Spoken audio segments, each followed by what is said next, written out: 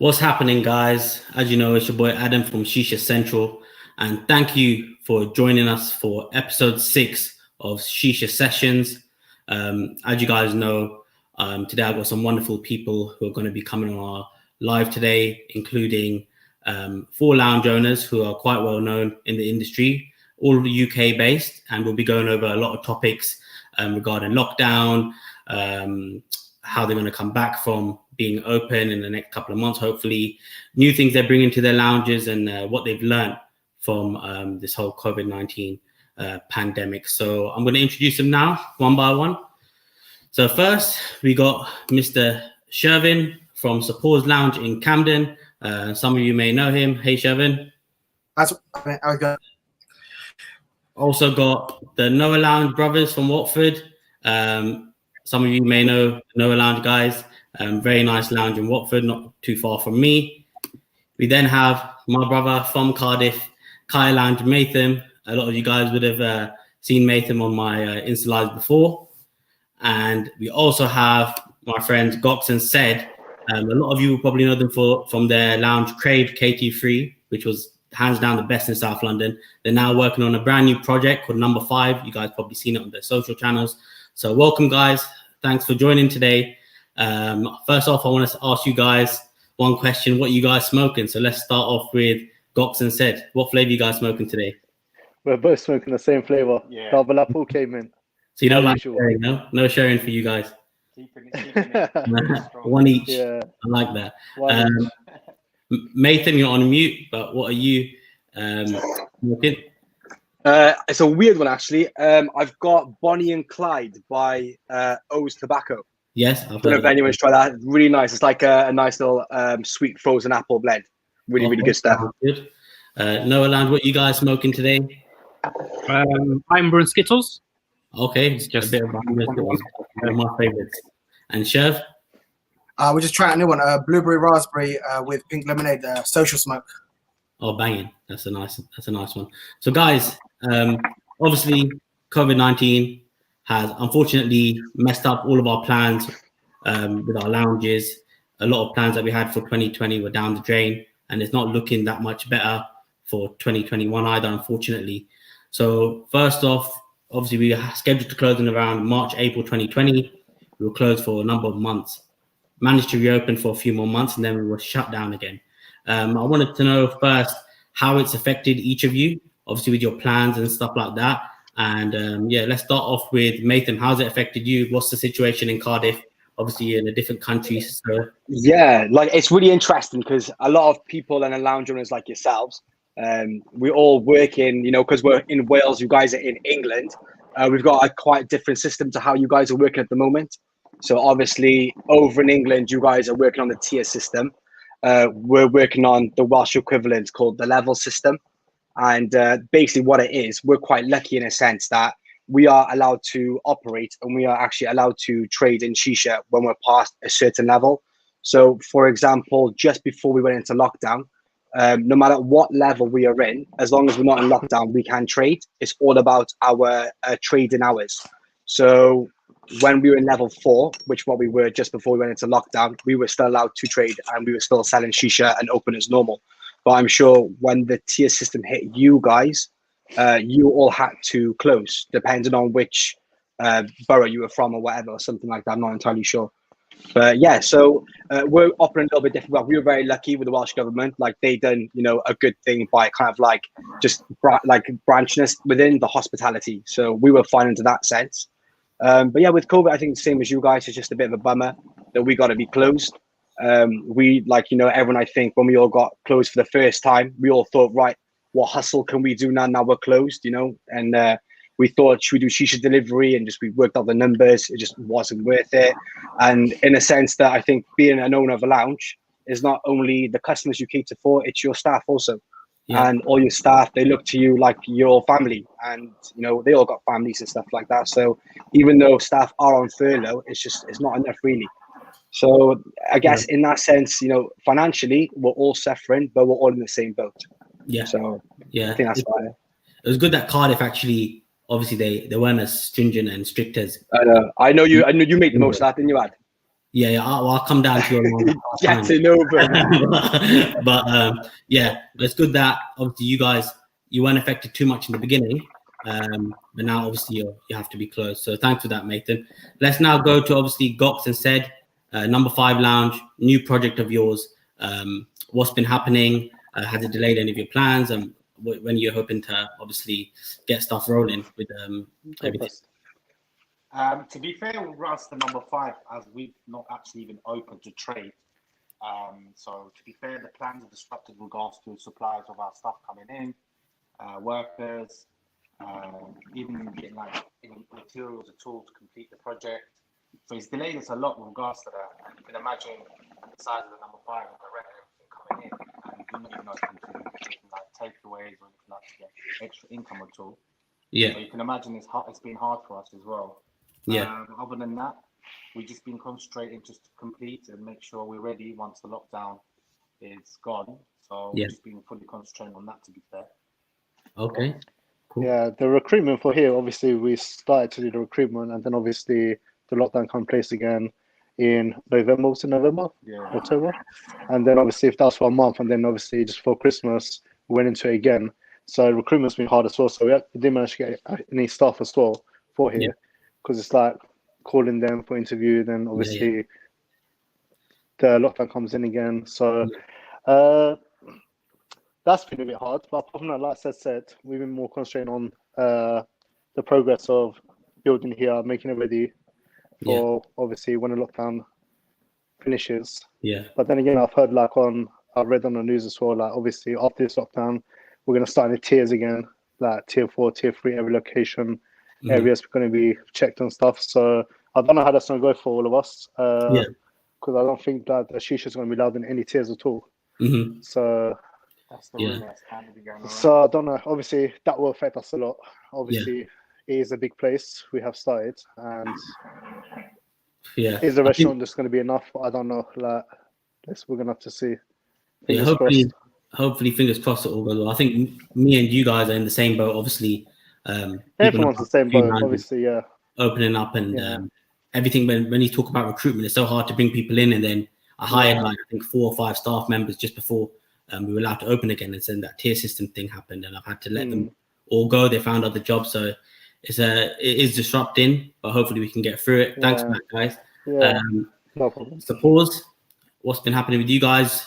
Obviously, I know that you guys have just done a refurb, then you opened, and all the things happened. So how's it been? To be fair, ours has been mixed of feelings, I guess.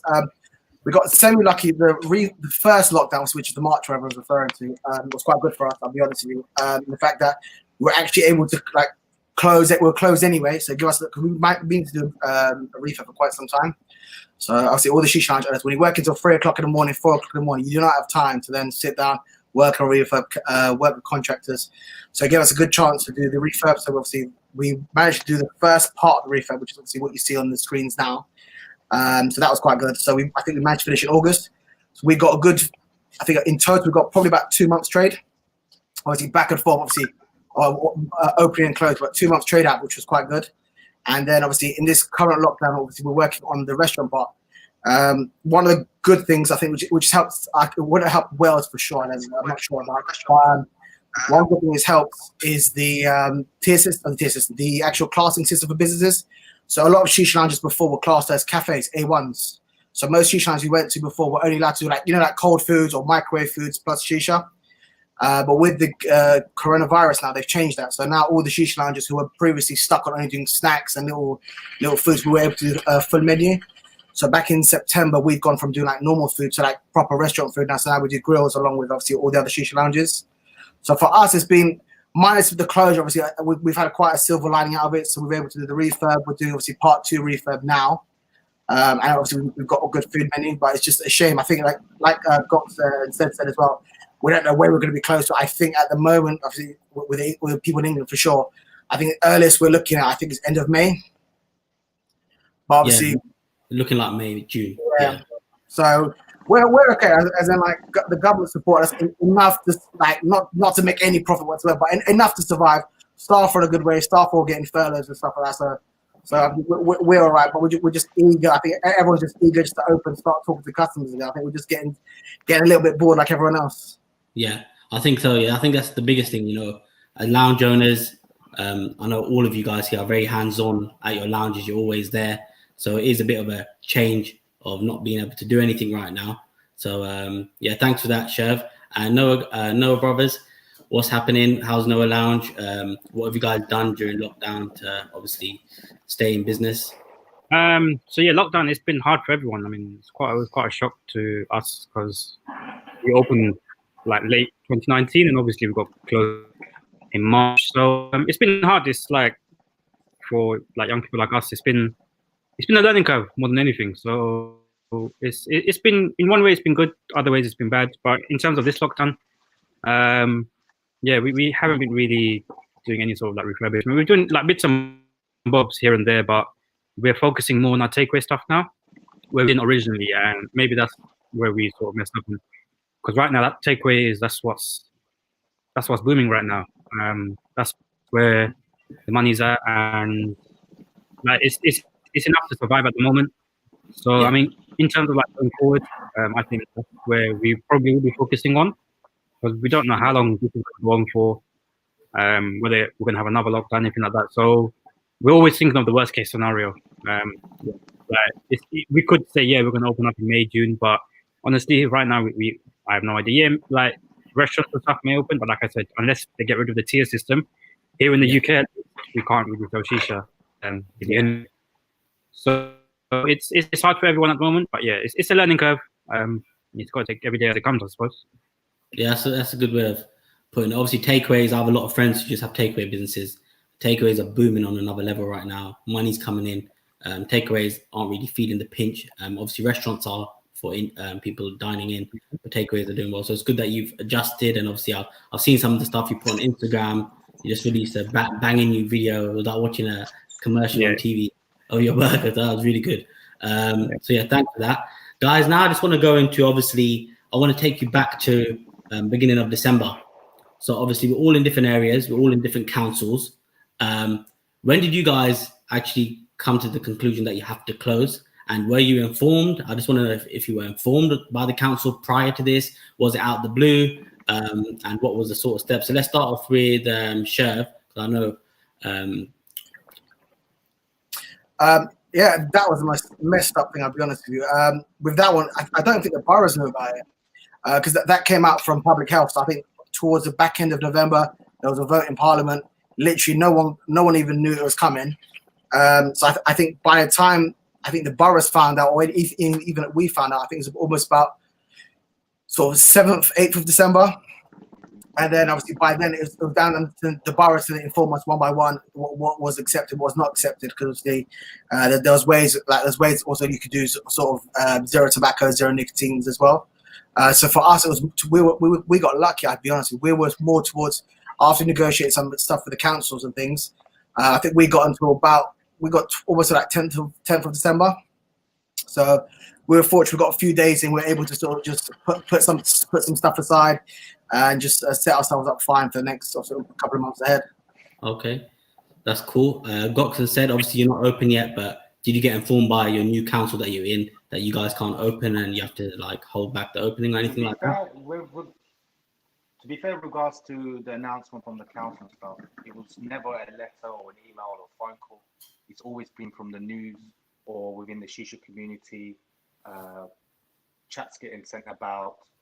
We've never kind of been like courtesy call from the council to say these are the laws, these are what you need to do, this is what you need to do. We kind of took initiative ourselves to do it.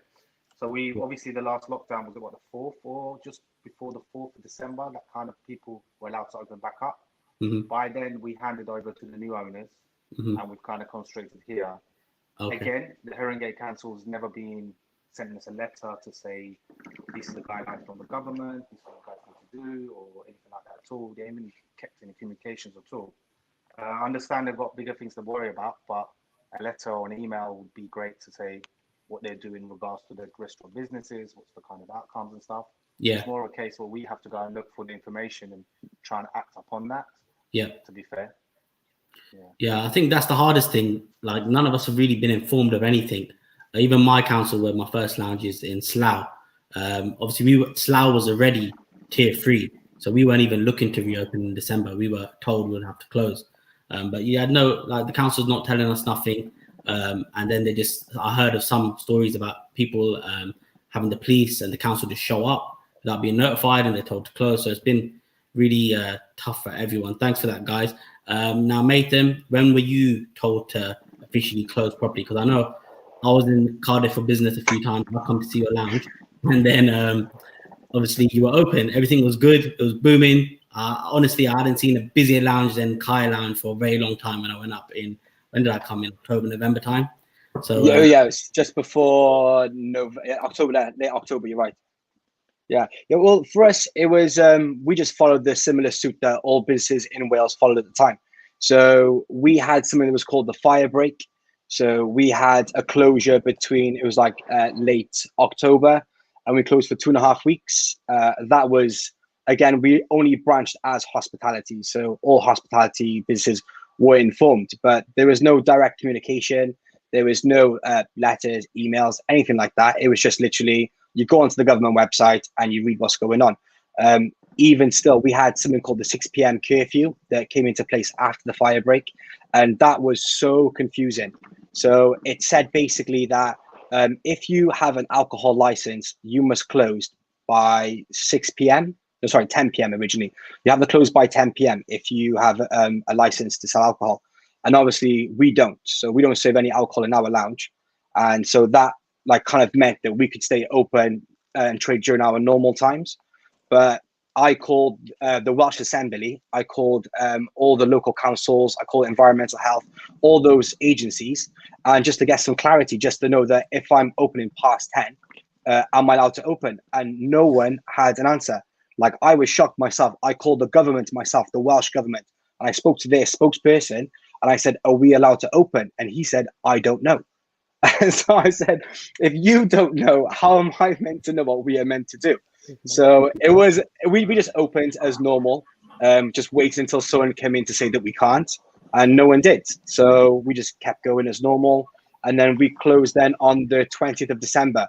So there was a huge news bulletin, and it was literally, we were meant to close on the 28th, the same as you guys, I think, for that Christmas break and all that kind of stuff. Mm-hmm. So we were meant to close then, same as you guys, and it just said 20th of December, you have to close.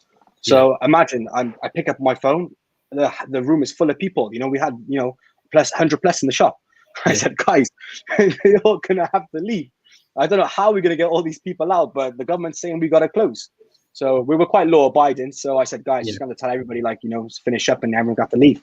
So it was all the government, everything they've done is snap decisions. There's no, I know during this climate, no one can prepare and they can't give us, advice for the future, but it's a bit hard being in that industry just to have these sudden huge decisions being made without any information. That's the hard part. Yeah. Okay.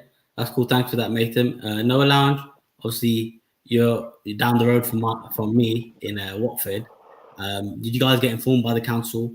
Did they tell you have to close, or was it just one of those things? Yeah, literally, we had nothing. No one told us anything. We actually found out about the whole sort of tier system that Shisha can't be sold the day before the night before we were opening. So we done all the prep. Everything was sort of set to open the next day. And I get a text from another landowner, local to me, was do you know about this? I'm just no, you haven't been told nothing. And they were just yeah, this is the rules. So the next morning I called the council. They were none the wiser. They had no clue what I was talking about. I could be talking gibberish. They had no idea of anything. So we continued to open as usual because, like I said, it was confusing as for anyone. But until we got sort of concrete information, and out of sort of our own sort of goodwill. I mean, people, we're not going to lockdown, or they're not putting rules in place for no reason. So it's got to do with people's health and stuff. So in that way, we cancelled bookings, sort of served food only until since then, really. So we haven't really opened up since then. So it's been hard. So, but in terms of anyone notifying us, we had nothing. Yeah, this is the thing, guys. I had a lot of obviously followers asking, is this lounge open? Is that lounge open? After all that stuff was put out, and it was so confusing because there were some lounges in some areas that were just fully allowed to be open until end of December, which I found really, really strange. And I spoke to those lounge owners. No one had notified them either. So they were just running as usual. I think this is the worst part of what's happened to all of us is each council, they haven't spoken to one another, haven't been informed properly themselves, and they're not really educated on shisha or what it is or why we have to close. So this is a big shame, and I hope that when we are allowed to reopen, that they actually inform us properly and tell us that we can. Because I think if they don't inform us in May, June, July, August, and all other businesses are open, I think what else can we do? We've got businesses to run, we have money to make. We just got to open and hope for the best. But thanks for that, guys. Another topic that I want to get into now is obviously this has hurt all of us in many different ways. Financial, some people are even going through mental issues due to their businesses being closed. You know, it's definitely a big impact. But what positives have you guys seen? Because whenever there's something bad that happens, there's always positives to come out of it. So let's start off with Nathan. What positives have you seen from lockdown? Well, I think you're so right in saying, I think every time, especially because we are all entrepreneurs in our own right, and every time we are faced with a dilemma, we always think that we can find a way to kind of like either bounce back or differentiate in a way that would, you know, propel us when we do open. So obviously, I guess what we managed to do out of COVID was that we done a huge refurb. So I think maybe no one's ever heard of us. Before, when we had the first lockdown, I just literally went in there and I became a gardener. I put flower wall here, put a little bit of leaves there, a tree there, you know what I mean? And all of a sudden made it, you know, the Instagrammable place to be. So as soon as we kind of like went down that mainstream pathway and we kind of like, updated ourselves and made it like a Elan Cafe style Instagrammable place to be, it was flying. So I think if there was never a lockdown, we would have never taken the time to kind of like, you know, have a look and evaluate what was going on and what we needed to do. So even though, you know, it's bad that we are all closed, I can see like Sephora's Lounge, they've had a massive refurb and stuff like that. I think like by us being closed, we were enabled to have the time to do things we would have never done in a million years. Because we couldn't have done a full refurb with the shop still being open. You know what I'm saying? So in that case, that is our only silver line, I think, is just the popularity that came our way from our social media, really. That's about it. Okay, thanks for that, Nathan. Goxon said, any positives come out? Obviously, I think you probably had more time to do the refurb. That's probably been a good thing. Yeah, I mean, yeah, like Nathan said, like we just used this time to literally focus. We was actually pushing for like December to open just before Christmas. It would have been a big hit. But obviously there was still some missing things, and this lockdown gave us the time to focus on the things that are missing and, you know, go for that Instagrammable look. You know, we're still not finished. We're still waiting for a few things to come. It's slowed down because of the COVID. But yeah, that's the positive things about it. I mean, we are focusing on, you know, making this place one of the best in North London. And, you know, that's probably about it. Like, we're just focusing and trying to keep strong. You know, we're all in the same boat, and a lot of people just doing refurb, and well done to everyone. You know, they're going to give their customers something good for when they open up. So, just touch base on what Gok said. To be fair, with regards to number 5, he has gave us more time to kind of consider what can we do to make it more friendly, more customer-wise. Touching up on the first lockdown, we decided that we should do more kind of refurbishment for Crave as well. Structural roofs, change the whole tiling. He gave us enough time to kind of consider making a nicer place and stuff. That was the only kind of positive side we can do. Otherwise, like Nathan was touching up on, we never had the time to kind of complete that kind of big project and invest in our lounges in the first place. I'm sure a lot of the lounges did the same thing, to be fair. Yeah, true. Thanks for that, said. Sherv, what's been a positive for you guys in Camden? I think a bit like everyone else, it's just give us a chance to sort of step back and look at the place, because when you're open, I think most of us lounges are open. Most used to be open from about midday-ish to about 3 a.m. There's a chance just to sort of step back, have a look at what we need to improve, give us a chance to actually like be, if we are closed, not to like be closed losing any more money. So it's probably does. So I think for us, our biggest thing was doing the refurb and introducing a restaurant menu. So now in our refurb, so obviously the place saying now this is just for shisha and for food. We've now got enough time to fix the front area. So obviously we're going to have a sort of restaurant only part as well. Yeah. So for others, it's to really give us opportunities to grow. And after the first, we were just after refurb, I think we don't use TikTok at the moment, but I think we went absolutely like wild all over TikTok. So like a massive amount of customers were just coming just purely because of TikTok. Oh wow. Yeah, because of how the venue looked. When we first opened, we went more on. I think most lounges on here, I would probably agree. We went more on the actual quality of the shisha. So obviously we were probably like pushing so much of our time and money on both the quality of the pipes. Like here, we don't even have plain pipes. I think the cheapest pipe we've got is probably like a soft smoke or an alpha. Is low. So just give us a chance just to make all those changes as well, and just make things right for the customers. I think that's really the main thing. But now it's just, I think everyone can say whatever they want. Now it's just the main thing. We just want to open up, get going, get money back in the account. There's only so many months all of us can genuinely survive. Yeah, 100%. Thanks for that, Shev. And Noah Lounge? The first lockdown, the one that happened in March, I think for here in Noah Lounge, that's probably like the best thing that's happened to us. It gave us time to reflect. We didn't do any sort of like refurb as such because our place was literally, it was still kind of brand new. But it gave us time to sort of reflect on our social media, our menus and stuff. So yeah, we were doing a lot of testing. We brought out our initial takeaway sort of service then. So yeah, it gave us a lot of time to think, what can we do better, like negatives, positives, and sort of just build on that.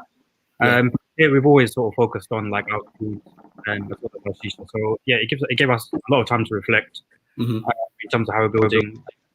Sort of second lockdown, as in the one that we're in now, essentially third lockdown. So we're just pushing our takeaway sort of stuff. Kind of went away, sort of took things back to the drawing board because like we've been open since 2019 August, but in terms of business wise, it's not even been half that. So it's definitely been a learning curve. But yeah, we just can't wait to get open again and just be ready for that. So we'll see how it goes.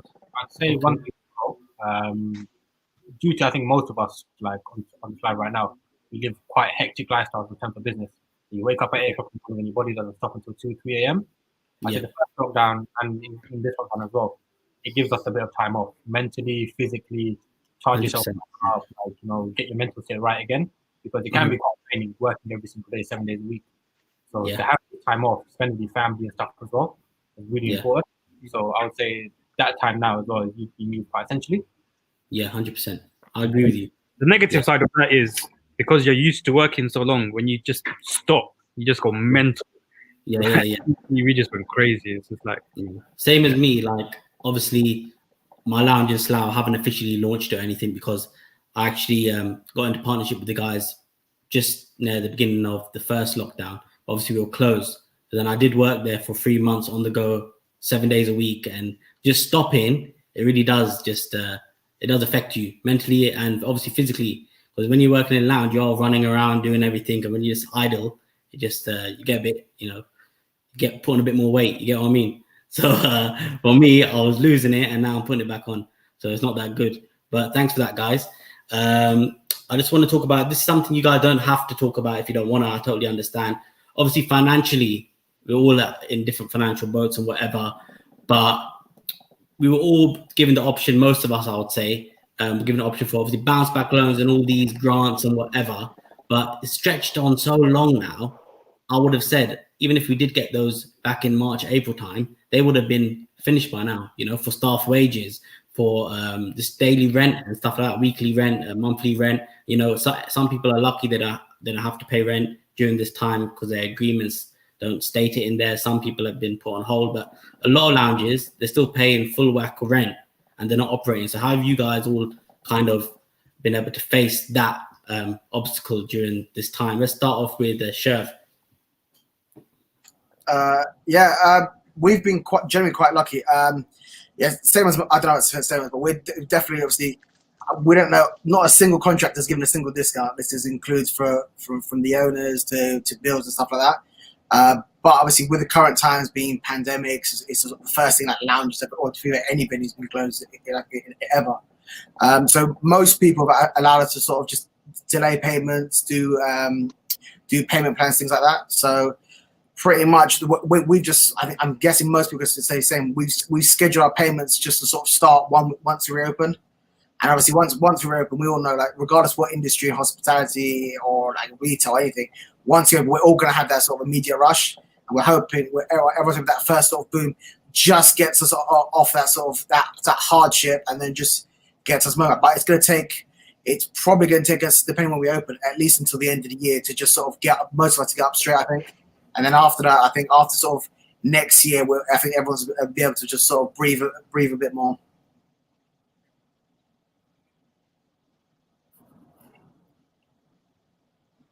Adam, you're on mute. You're on mute, Adam. Yeah. Sorry, guys.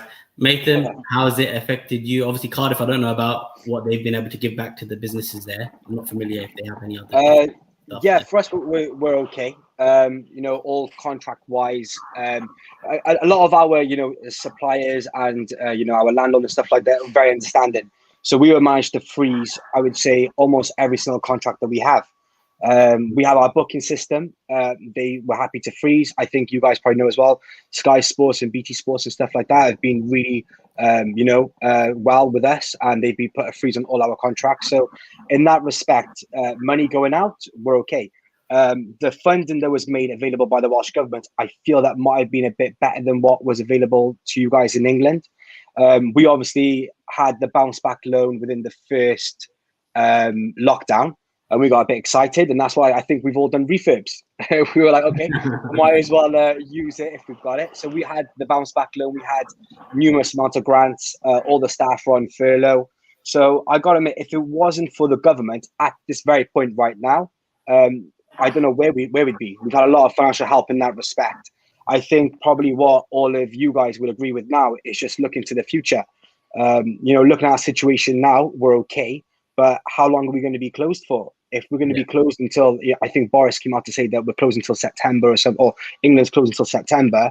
If I sat here and looked at my finances to see if I can get by until September, I couldn't. So I think it's a matter of how long are we going to be in this position for. Yeah. And I know Shiv said, like, as soon as we left the first lockdown, there was a huge boom. So everyone's been on furlough. Everyone's got big bank balances. They've been sat in the house, and everyone just wanted to splash the cash. So hopefully we will see a resurgence of this now when we come through this last and final lockdown. But I think it's all about the length of this lockdown now. So Cross Keys, I do think the government are doing a fairly decent job. It's very rare that the government, they give money because they like to take it. Yeah. So I think, so far so good. But we'll have to see how long we go for now. Thanks for that, Nathan. It's interesting to hear what Cardiff were doing with all that sort of stuff. So let's go on to Gox and said, obviously, new business. So I'm assuming that obviously you haven't really had to outlay as much, only on the actual refurb, which you're going to have to do anyways for a new place. Any other stuff that's come up? Anything? You'd be surprised, Adam, with regards to how flexible maybe the landlords are being. So some of the landlords maybe have got better landlords than us, but our landlord's been pressuring us to pay the rent every month, to be fair.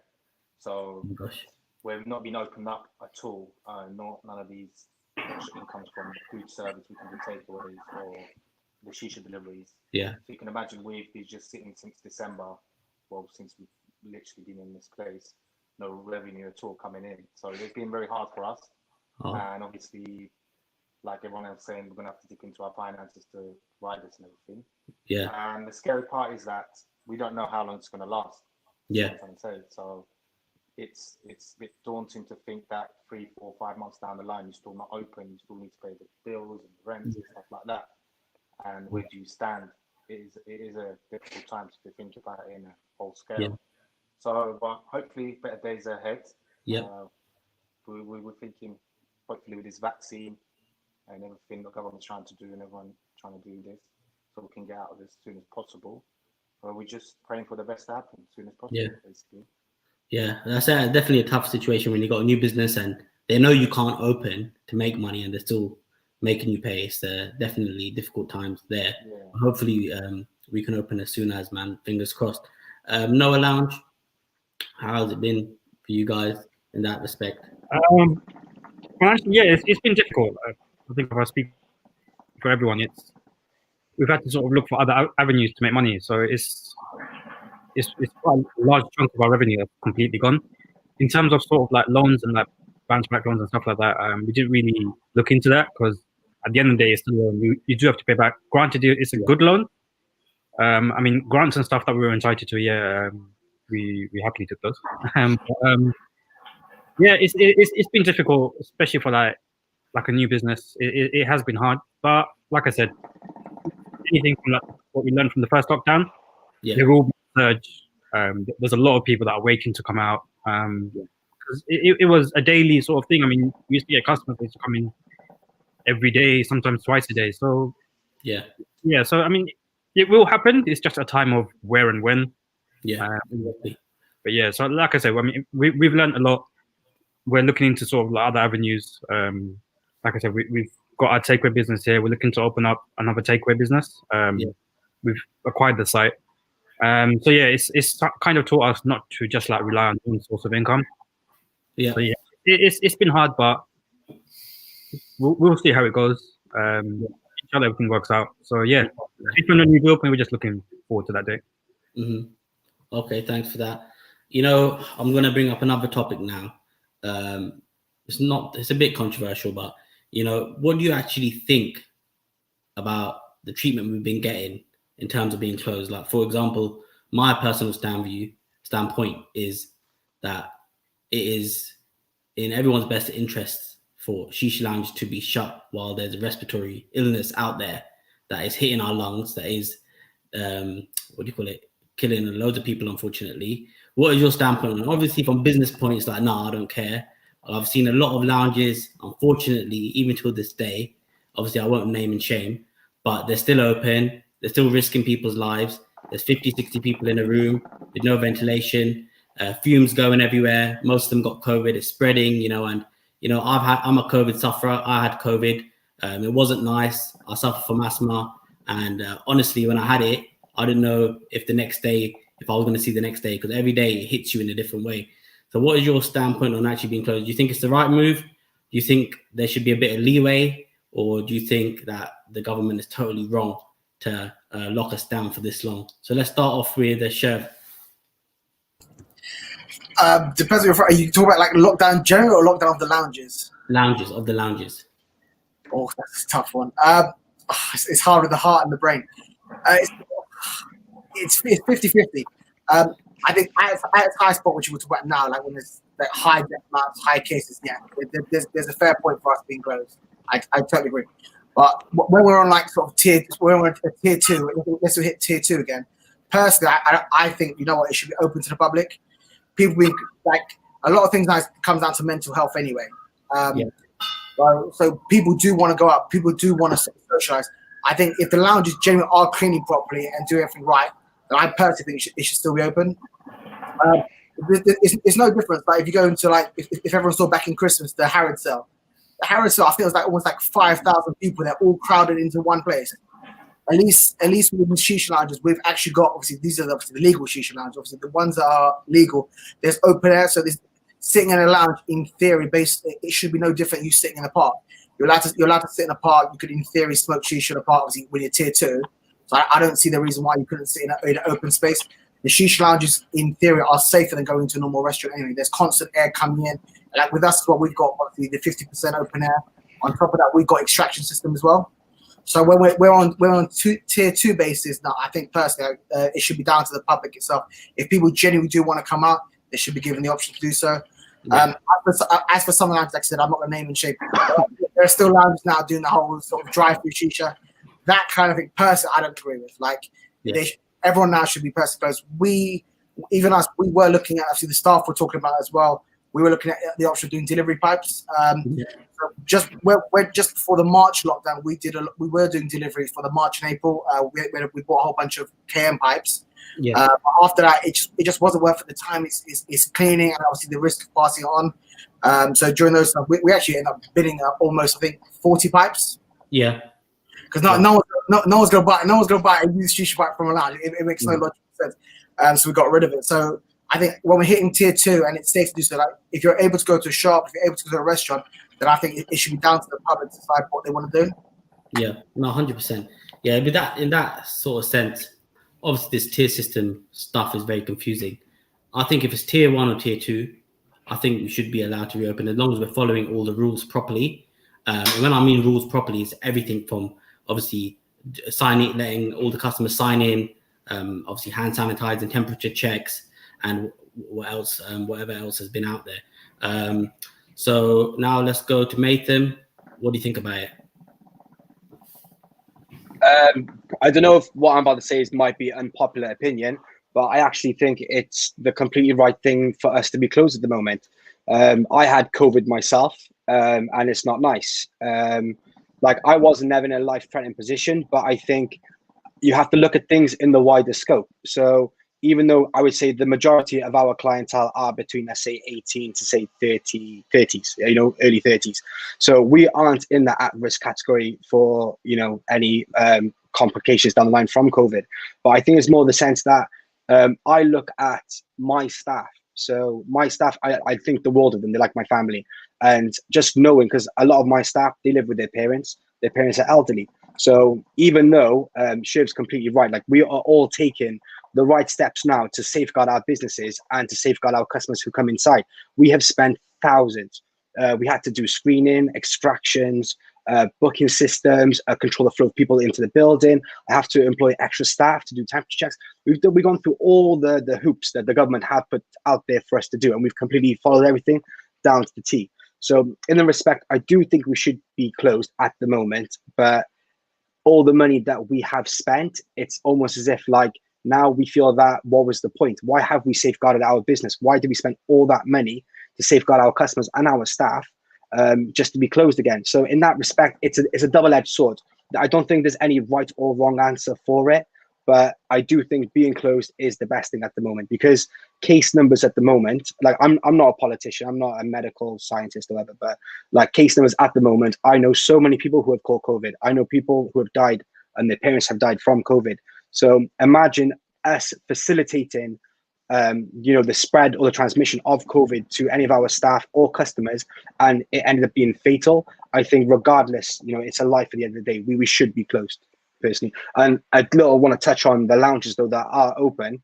I think it's so reckless, because the problem is with these lounges now operating illegally, because obviously a huge concentration of all lounges are in London. And, I sit on my social media and I see all the raids going on at shisha lounges that are open and are trading illegally. And the problem is that we, unfortunately, even though we are, I would say, we kind of follow everything to the T, and the people who don't, we're going to get tarnished with the same brush. So all these guys operating illegally is putting a bad name on all lounges. And it's not even that. My staff are looking at me and they see that there's shisha lounges in Cardiff at the moment that are open, and it's well known that they are open, and my staff are looking at me like, oh, you obviously don't care, because if they're open, they're paying wages, why can't you? So like these guys should not be open, and if any of them are watching, you should not be open. 100%. If obviously I don't like causing all this sort of drama and stuff, but if anyone is watching and you are staying open and you are going against the law and basically going against the rest of the lounges around the UK, because you're putting us all in the same bracket, more and more checks will be done. If we keep breaking laws, obviously they're going to look into shisha lounges much more, with a lot more scrutiny. And if they do that, just know that a lot of places will be closing because they're not following rules anyways. Yeah. So if you are open, stop. I know it's easier said than done, obviously, if you're financially strained and stuff like that, but for the community and for the future of hookah in the UK, it's best to stay closed and abide by these rules. So thanks for that, Nathan. Noah, what's your stance on it? Right now, yeah, I do believe that we should be closed. Like Nathan touched on, like the cases right now are they're going mad. Like we've had family and people like getting COVID. Alhamdulillah, that we haven't had it yet, but that's not to say that we can't. In one way, I'm glad that we're closed because, like, from a customer point of view, not a lot of people were willing to follow rules, like the groups of 6, temperature check, stuff like that. So it's in that way we're glad, like, we're not open, because we had to deal with a lot of, almost on a daily basis. Actually, every day is just like groups of 8 turning up.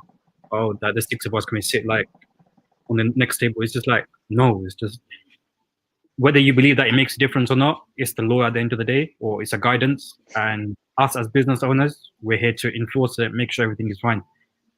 In terms of the lounges or these drive-through places that are open, it's only bringing negative sort of view onto the actual industry itself. And we're not going to beat around the bush. Like, this industry is actually quite frowned upon for those working in councils, the government, and stuff like that. So in that sense, we should be closed. Like, we shouldn't be drawing attention to ourselves in that way. So yeah, we're glad that we're closed. We spent thousands as well just on like screening, making sure like tables are distant, even reducing our capacity to an extent. And it is hard times, but yeah, we're glad that we're closed at the moment. Hopefully not for too long, but yeah, we'll see how it goes. Yeah, cool. Thanks for that, guys. And Goxon said, what's your stance? Obviously, the same sort of boat as me. You just want to open and start business. But what do you think about lounges being closed and the tier system right now? Is it wrong? Is it right? And what do you think of well, firstly, I'd like to agree with Nathan first, because he's made a good point as well. It's given all the shisha industry like a bad name and that a knife for shisha lounges. And everyone that is operating, I do think it is wrong, because if everyone is closed at the moment, no one should operate illegally. I know it's hard times, everyone needs money, etc. But it's selfish because you're playing with someone's life.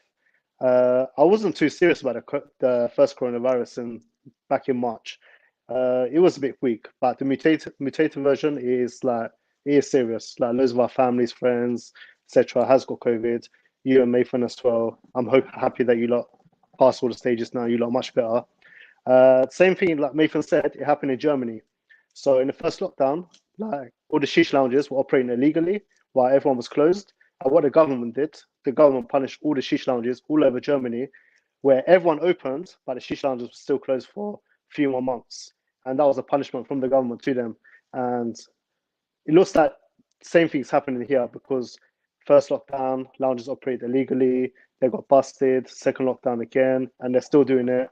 So we see on the news that all these no name and shames as well, but everyone's operating, they got busted. So it's not good on, the people that are applying with the laws, but in terms of keeping the lounges closed, if everywhere's closed at the moment, there's nothing we could do.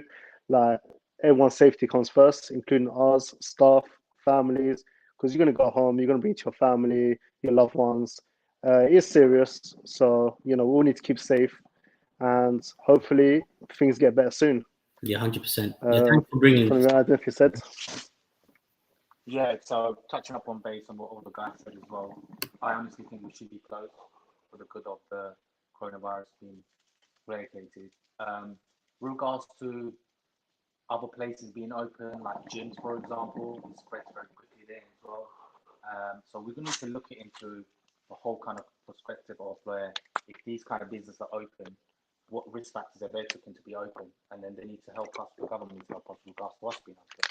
Yes, right, we did put loads of procedures in place to keep it as safe as possible, but I think right now we should be closed till the numbers will go down, till the tier system's in control, until where the safe levels of people, and then eventually, hopefully, we'll go back to the old ways. But yeah, I truly believe we should be closed at the current moment of time. Thanks for that, guys, and thanks to Gox as well for going into that the situation in Germany. I wasn't even aware of that myself, so it's good to. That happened. Yeah, but I don't agree on, though. For example, like, when everything does go back to normal, when restaurants and everywhere, gyms, everywhere opens up, like, shisha lounges shouldn't be punished. We should be allowed to operate. There should be, like, as you mentioned earlier, like, temperature checks, sanitizers, for example, everyone could just like get disposable pipes, Yeah. one pipe between each person. There's ways around it, you know. 2 people per 6-seater, you know, like there's ways around it. Like Yeah. they shouldn't just say like shisha's spreading coronavirus. Like, Yeah. okay, like some lounges are, you know, not taking the procedures to stay clean. Yeah. That's different, but I think everyone should. And you know, one between one, there's ways around it, Yeah. you know, because there's loads of more dirtier places, unhygiene places than shisha lounges. Public transport for one, you know, like 100%. close that down. That's spreading it the most. Yeah. 100%. Thanks for that, guys. I just want to say to everyone who's watching, thanks for watching. And if you have any questions for any of the lounge owners or myself, whether they're general questions for all of us to answer, or if they're specific questions from lounge to lounge about when they're opening there, or any other questions like that, please feel free to put your questions in now. We will be answering them at the end. So yeah, another thing I want to go into is obviously now lockdowns come. And when it comes to shisha quality, I know a lot of you guys on the call, you actually care about your shisha quality. That's the reason why I've actually picked you guys to come on the call, because I know you guys are all passionate about shisha, and it's not just about having a lounge and making money. It's actually about the art behind shisha. So what have you guys kind of learnt during lockdown when it comes to upgrading your pipes or getting in new flavors for customers to try? Is there anything you can disclose with us? If you don't want to disclose some secrets for when you open, that's totally fine. But what are you guys going to be bringing to the table when it comes to setups and shisha quality when you come back? So let's start off with Noah Lounge. We were just joking around. We were just saying, use black market flip. No, I'm joking, Don.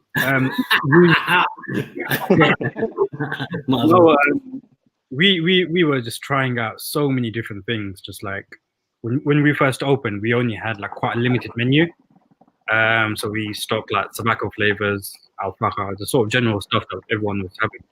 So right now, what we are trying a lot more dark leaf, just like other sort of blonde leaf, German blonde leaf, American stuff as well. The availability of that, I know it's hard, but in terms of sort of like dark leaf and stuff like that, it's just our personal opinion. We don't think the UK market is built for that. Like just looking at the clientele that we get here, everyone is on blonde leaf. That's what everyone knows. So yeah, I mean, we've learned a lot. Like recently, we've just been changing like codes and stuff because we were quite fixed on what code. But obviously, code's a really big talking point. Sorry, like batches and stuff. Like there's terrible code on the market and there's really good code on the market. So yeah, we've just been testing out what we think would work out financially for us in terms of our customers. Stuff like that as well. I mean, there's no point getting the most expensive coal on the market, which may be fantastic, but from a financial point of view, it's not going to work. So yeah, it's just really testing. That's the shisha point of it. Food-wise, we're doing that as well. So in terms of upgrading pipes, we were testing new stuff as well. But it just goes back to what works for us. Every lounge is different. All clients are different. So in terms of what works for us, right now, we're a relatively new lounge. We didn't have a clue what type of clientele that we get. Now we've got an idea of what our clientele is, our regular base, new people coming in. We know what people like, and it's just up to us now just to deliver that in the best way that we can. That works for us financially, for the customer financially, and just in general, just giving them a good quality smoke. Yep, 100%. It's good that you touched on the point of coal. I think all of us as lounge owners have that issue with batches, and finding the right supplier. And it's it does come, the cost of coal actually comes into it a lot, because even though you might spend £3-4 more on a box, if you're doing 60-70 boxes a month, it does add up financially. So thanks for that, guys. Another point, touch on story.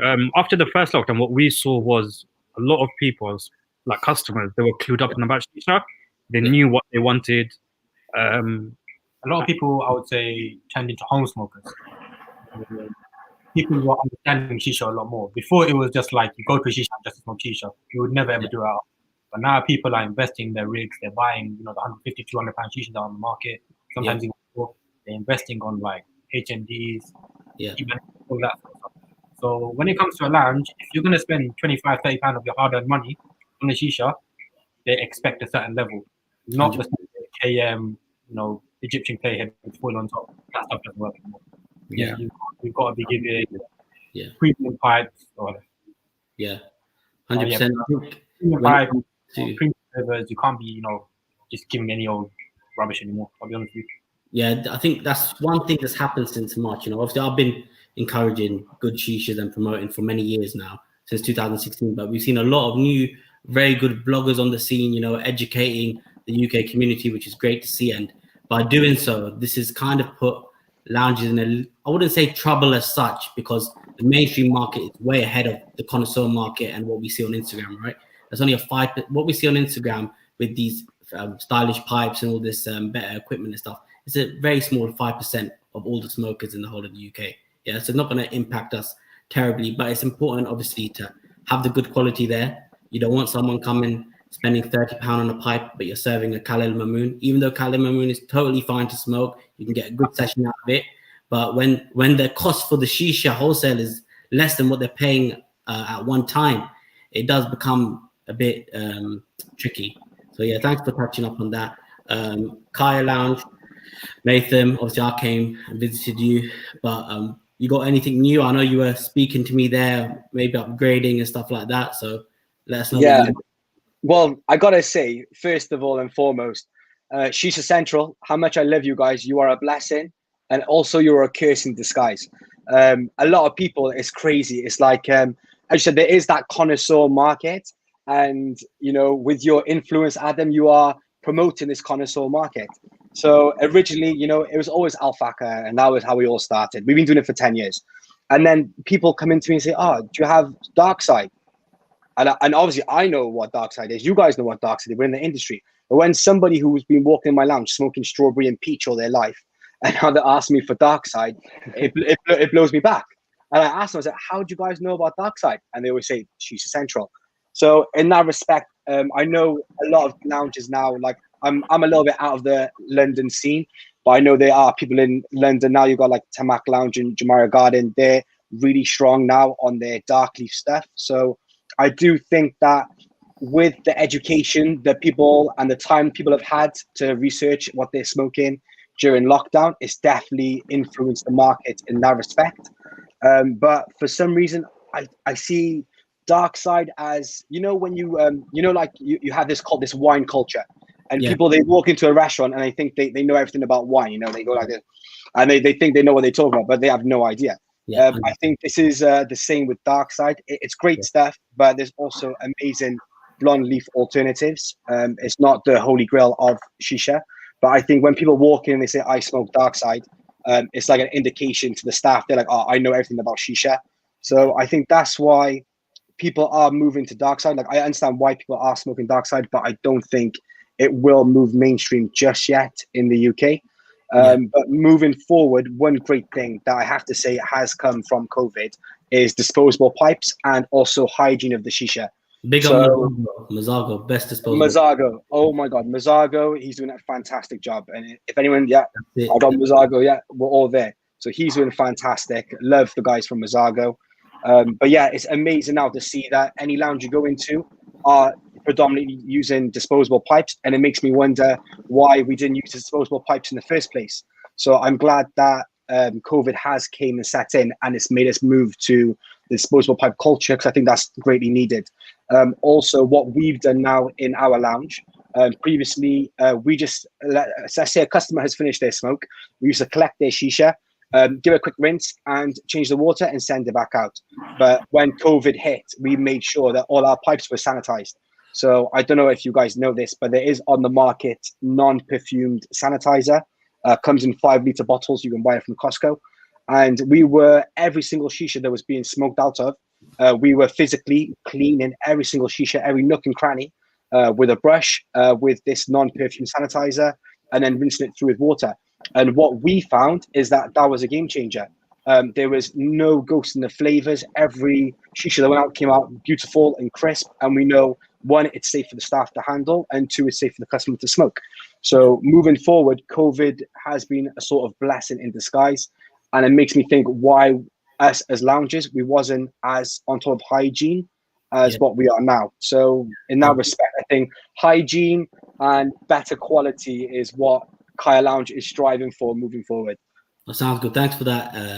Thanks for that, Matham. Obviously, yeah, disposable pipes, you know, they've been around for a very long time now, for 2-3 years. And I think the main reason why a lot of lounges weren't using it before COVID was a lot of the customers actually don't like the way it feels. You know, it feels very flimsy. You know, they don't feel like they're smoking like a proper shisha. You know what I mean? But now that's all they're going to be. Sorry to butt in. And don't forget, like, I don't know how much you guys are paying for pipes, but I think from a cost point of view, I think anything that is an extra cost, we just rule it out straight away. Say, no, I'm not paying 30 pence, not paying 20 pence, no chance. You know what I'm saying? I think that's definitely a lot of lounge owners are that way, 100%. But obviously, you have to change with the times. Disposable pipes are much better than using silicone because you're just going to have to clean these then, you know what I mean? That's going to take more time for your staff. You're going to have to work them for another extra hour after shift, washing all the pipes with the sanitizer. So disposable pipes, they're a cost, but they're a good cost, I'll say. And a lot of people are, unfortunately, they're charging for them. But I think during COVID, they shouldn't really charge for the disposable pipe. They should give it free. But, oh well, each to their own. Thanks for that, Matham. Now let's go on to Goxon said. I can see those two beautiful wookers sitting right there. You got the wooker Grom and you got the other wooker next to it. I've been looking at your Instagram, bro, and I know, let me just tell everyone. So Goxon said the original lounge, which is Crave KT3. It's a bit out of the way for a lot of us, so some of us might have not been to it, but that was probably the first place I tried social smoke properly, lemon chill, wild berry chill about 2.5-3 years ago now, when I first started doing these reviews. So they've always been doing their own thing when it comes to shisha, and it's always good quality. Some of you might remember their crinkle foil. I don't know if you're bringing that to number 5, but what are you bringing? What are you going to be using at number 5? To touch upon base, Adam. Yeah, Zeppelins. Zeppelin all the way. Okay. Zeppelin HMB. So to be fair, when we first opened up Crave, we start with the heat management as well. We're probably one of the first lounges to kind of introduce that to the UK. Kelly notices and using Hooker John Ball. So me and Gox always strive for quality, always. With regards to our range of flavors, you've been to our lounge many times. You saw we have social smoke, Star Bars, pretty much loads of German brands that we're trying to introduce to the UK market as well, from Chaos, from OS, Adalia, like African Queen.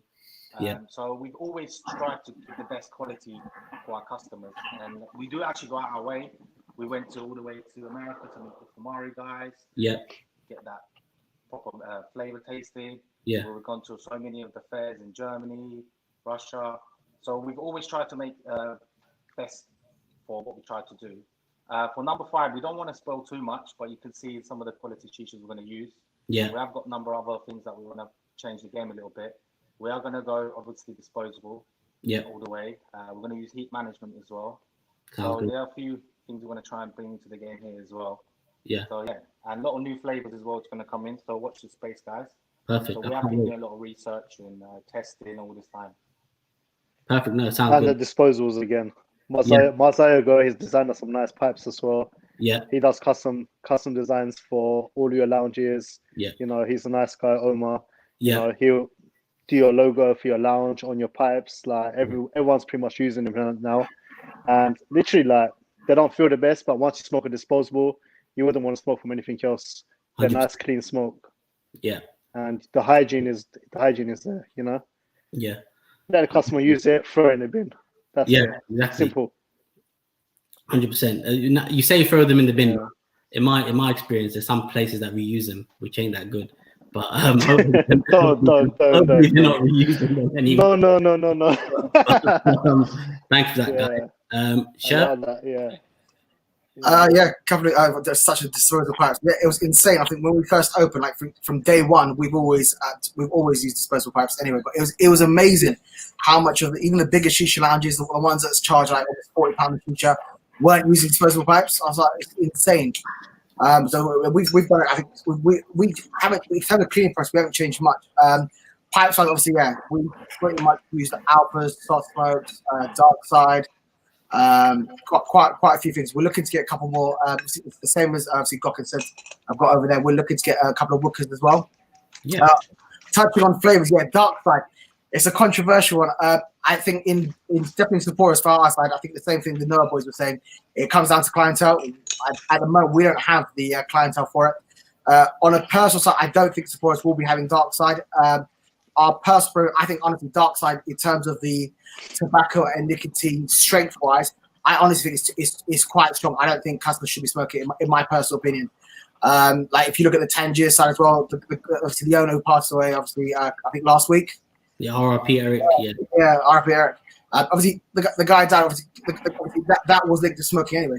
If we're honest, it's a massive level. Like you guys have to understand the difference between like the dark side and the blonde leaf. It's like switching from doing a box of cigarettes to doing a box of cigars.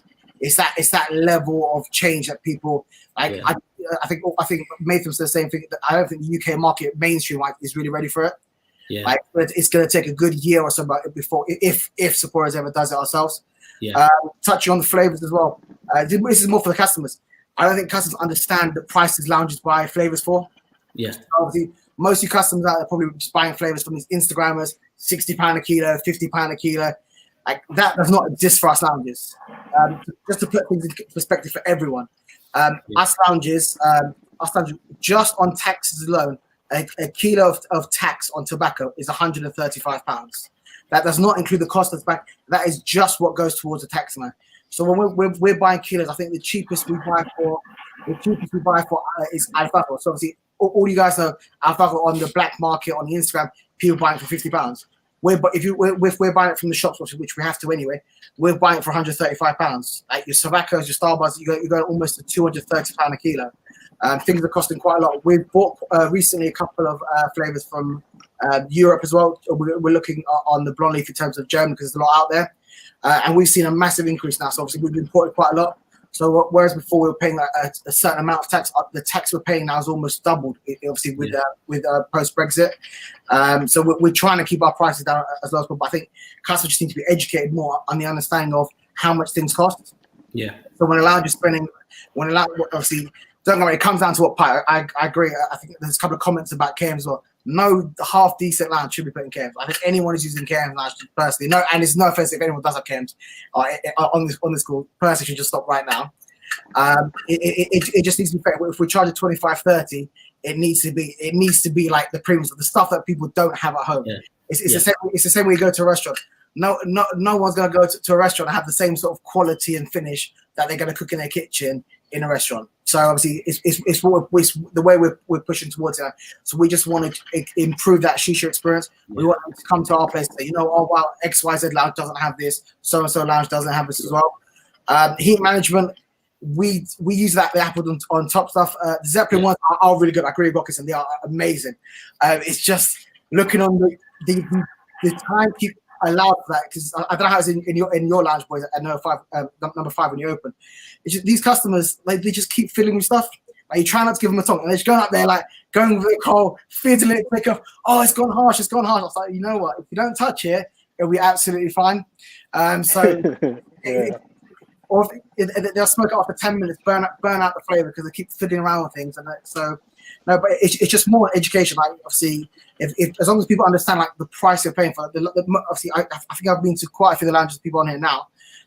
It's the quality we bring. If someone's doing quality tobacco and genuine real tobacco, they have a right to be charging a certain flavor. So, like, if someone we've had it before, I'm sure everyone on this course had it before as well. You get some XYZ lounge and Edgera, because I'm going to just blast Edgera because obviously they do fake tobacco. It's quite clear, and everyone knows it. And certain lounges that do it for £16, £18. That is because, guys, they're buying tobacco, made in a bathtub for 50 quid. They're not spending 180 quid, 200 quid on tobacco like every single shisha line on this call right now. So just to educate customers to understand why things cost a certain thing. No, I do agree with you. Like I said, I get all your guys' points, especially some of you brought up dark leaf tobacco and stuff like that. And it wouldn't really suit a lot of our clientele at the start. I think all of us should maybe get a few dark leaf flavors in to kind of test the waters. You got those smokers who just come and they blast that double apple and they want extra coals. They like something really strong. Maybe give them some cane mint or something, get their palates onto it. For me, obviously, it's a little bit different because a lot of my following, some of them are mainstream, of course, people who just like to go to lounges and look at reviews, but then a lot of them are those connoisseurs or people who like to try different things. So for my places, I have to serve dark leaf. If it goes well, it goes well. If it doesn't, I'll take it off, you know. But yeah, it's definitely good to look at the mainstream market instead of just that small 5%.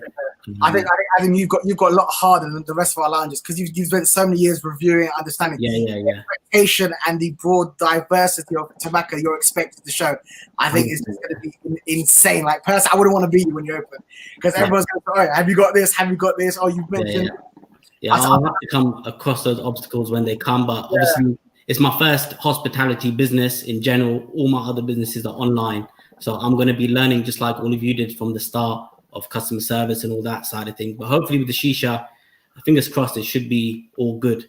I say that, but obviously until it opens, I don't know. But yeah, thanks for that, guys. Anyone else got some questions? I'm going to go through them now.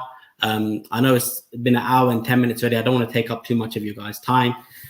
So guys, I'm going to be going through the questions now. So if you got any more, send them in. I got some on Instagram on my phone as well. First, I'll just go through here. So which ones do we have?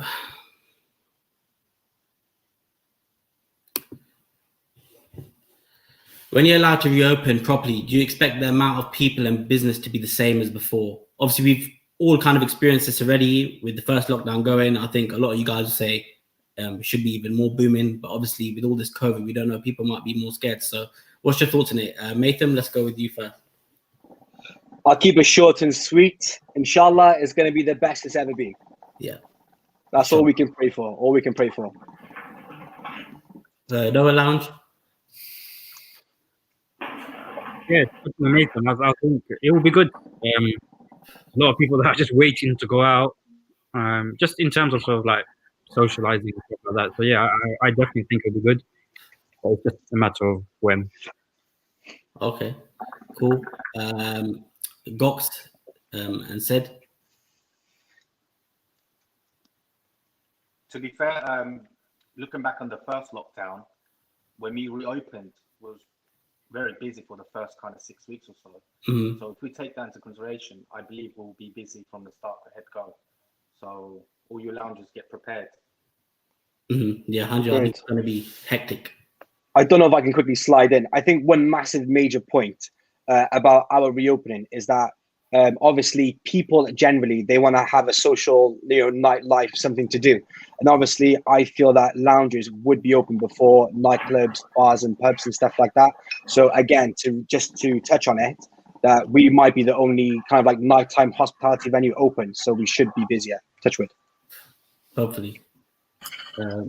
Sheriff? Yeah, I think we're going to be busy. It's just hard managing expectations. It's going to be same as everyone else. I think Noah touched it right at the start. It's just the amount of customers we're going to be seeing. I think we're down to about sort of just under sort of 6% seating. So obviously we're going to be busy. It's just unfortunate. Obviously, as much as we want to make as much money as possible and see as many customers as possible, it just managed to see everyone with the space. Like when we reopen, I know everyone's going to agree with me.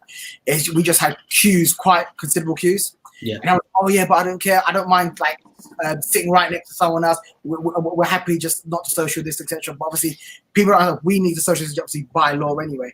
It's just managing everyone's expectation. And one of the big problems we had, and I think everyone would have been the same as well, is like you'd be quiet around sort of 5 o'clock, 6 o'clock. Every single customer, quite typically, yeah, you go sort of media, and around 8:30, 9 o'clock.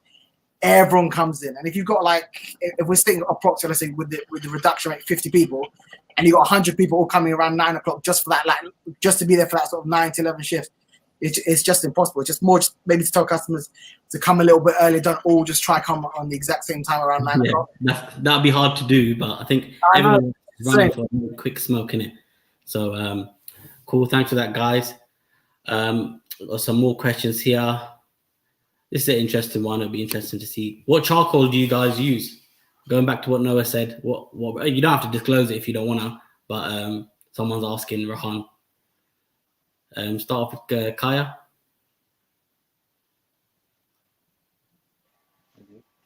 Sorry. Yeah, no, I'm fine. I'd love to kind of like promote this guy. There's a guy local to me in Cardiff. His name is Taha. You can find him on Instagram under 5-Star Shisha.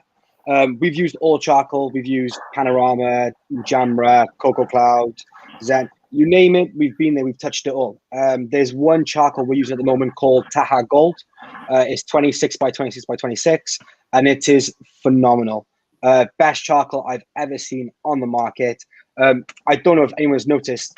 I've been sat here the whole time with just one set of cubes, and I don't know if you can see, but they're amazing. No ash. Their longevity is perfect. The amount of heat that they give off as well is not too much. It's spot on. So definitely I want to plug my guy Taha Gold, 5-Star Shisha. Big 5 up, minutes. Taha, bro. Big up Taha. Yeah, I need to get some samples for me, man. Need to test that out. Noah Lounge, what about you guys? So yeah, like we've used in the short time we've been open, we've tried and tested a lot of coal. The one we always go back to is Starbar's own. We feel in terms of consistency, it's been good. Everyone goes through bad batches, but the customer service point has been good. Any sort of issues they've sort of rectified. But like I said, we're testing a lot more brands now. So maybe when we open, we'll change. It's got to work for us, and it's got to work for our customers as well. So 100%. Yeah, definitely. Thanks for that, Chev. At the moment, I think with Sims, no, we're using the Starbucks one, but we've never used at the moment. We've never used the same batch twice. Basically, every time a batch comes, it's luck of the draw. I will try out Nathan's guy.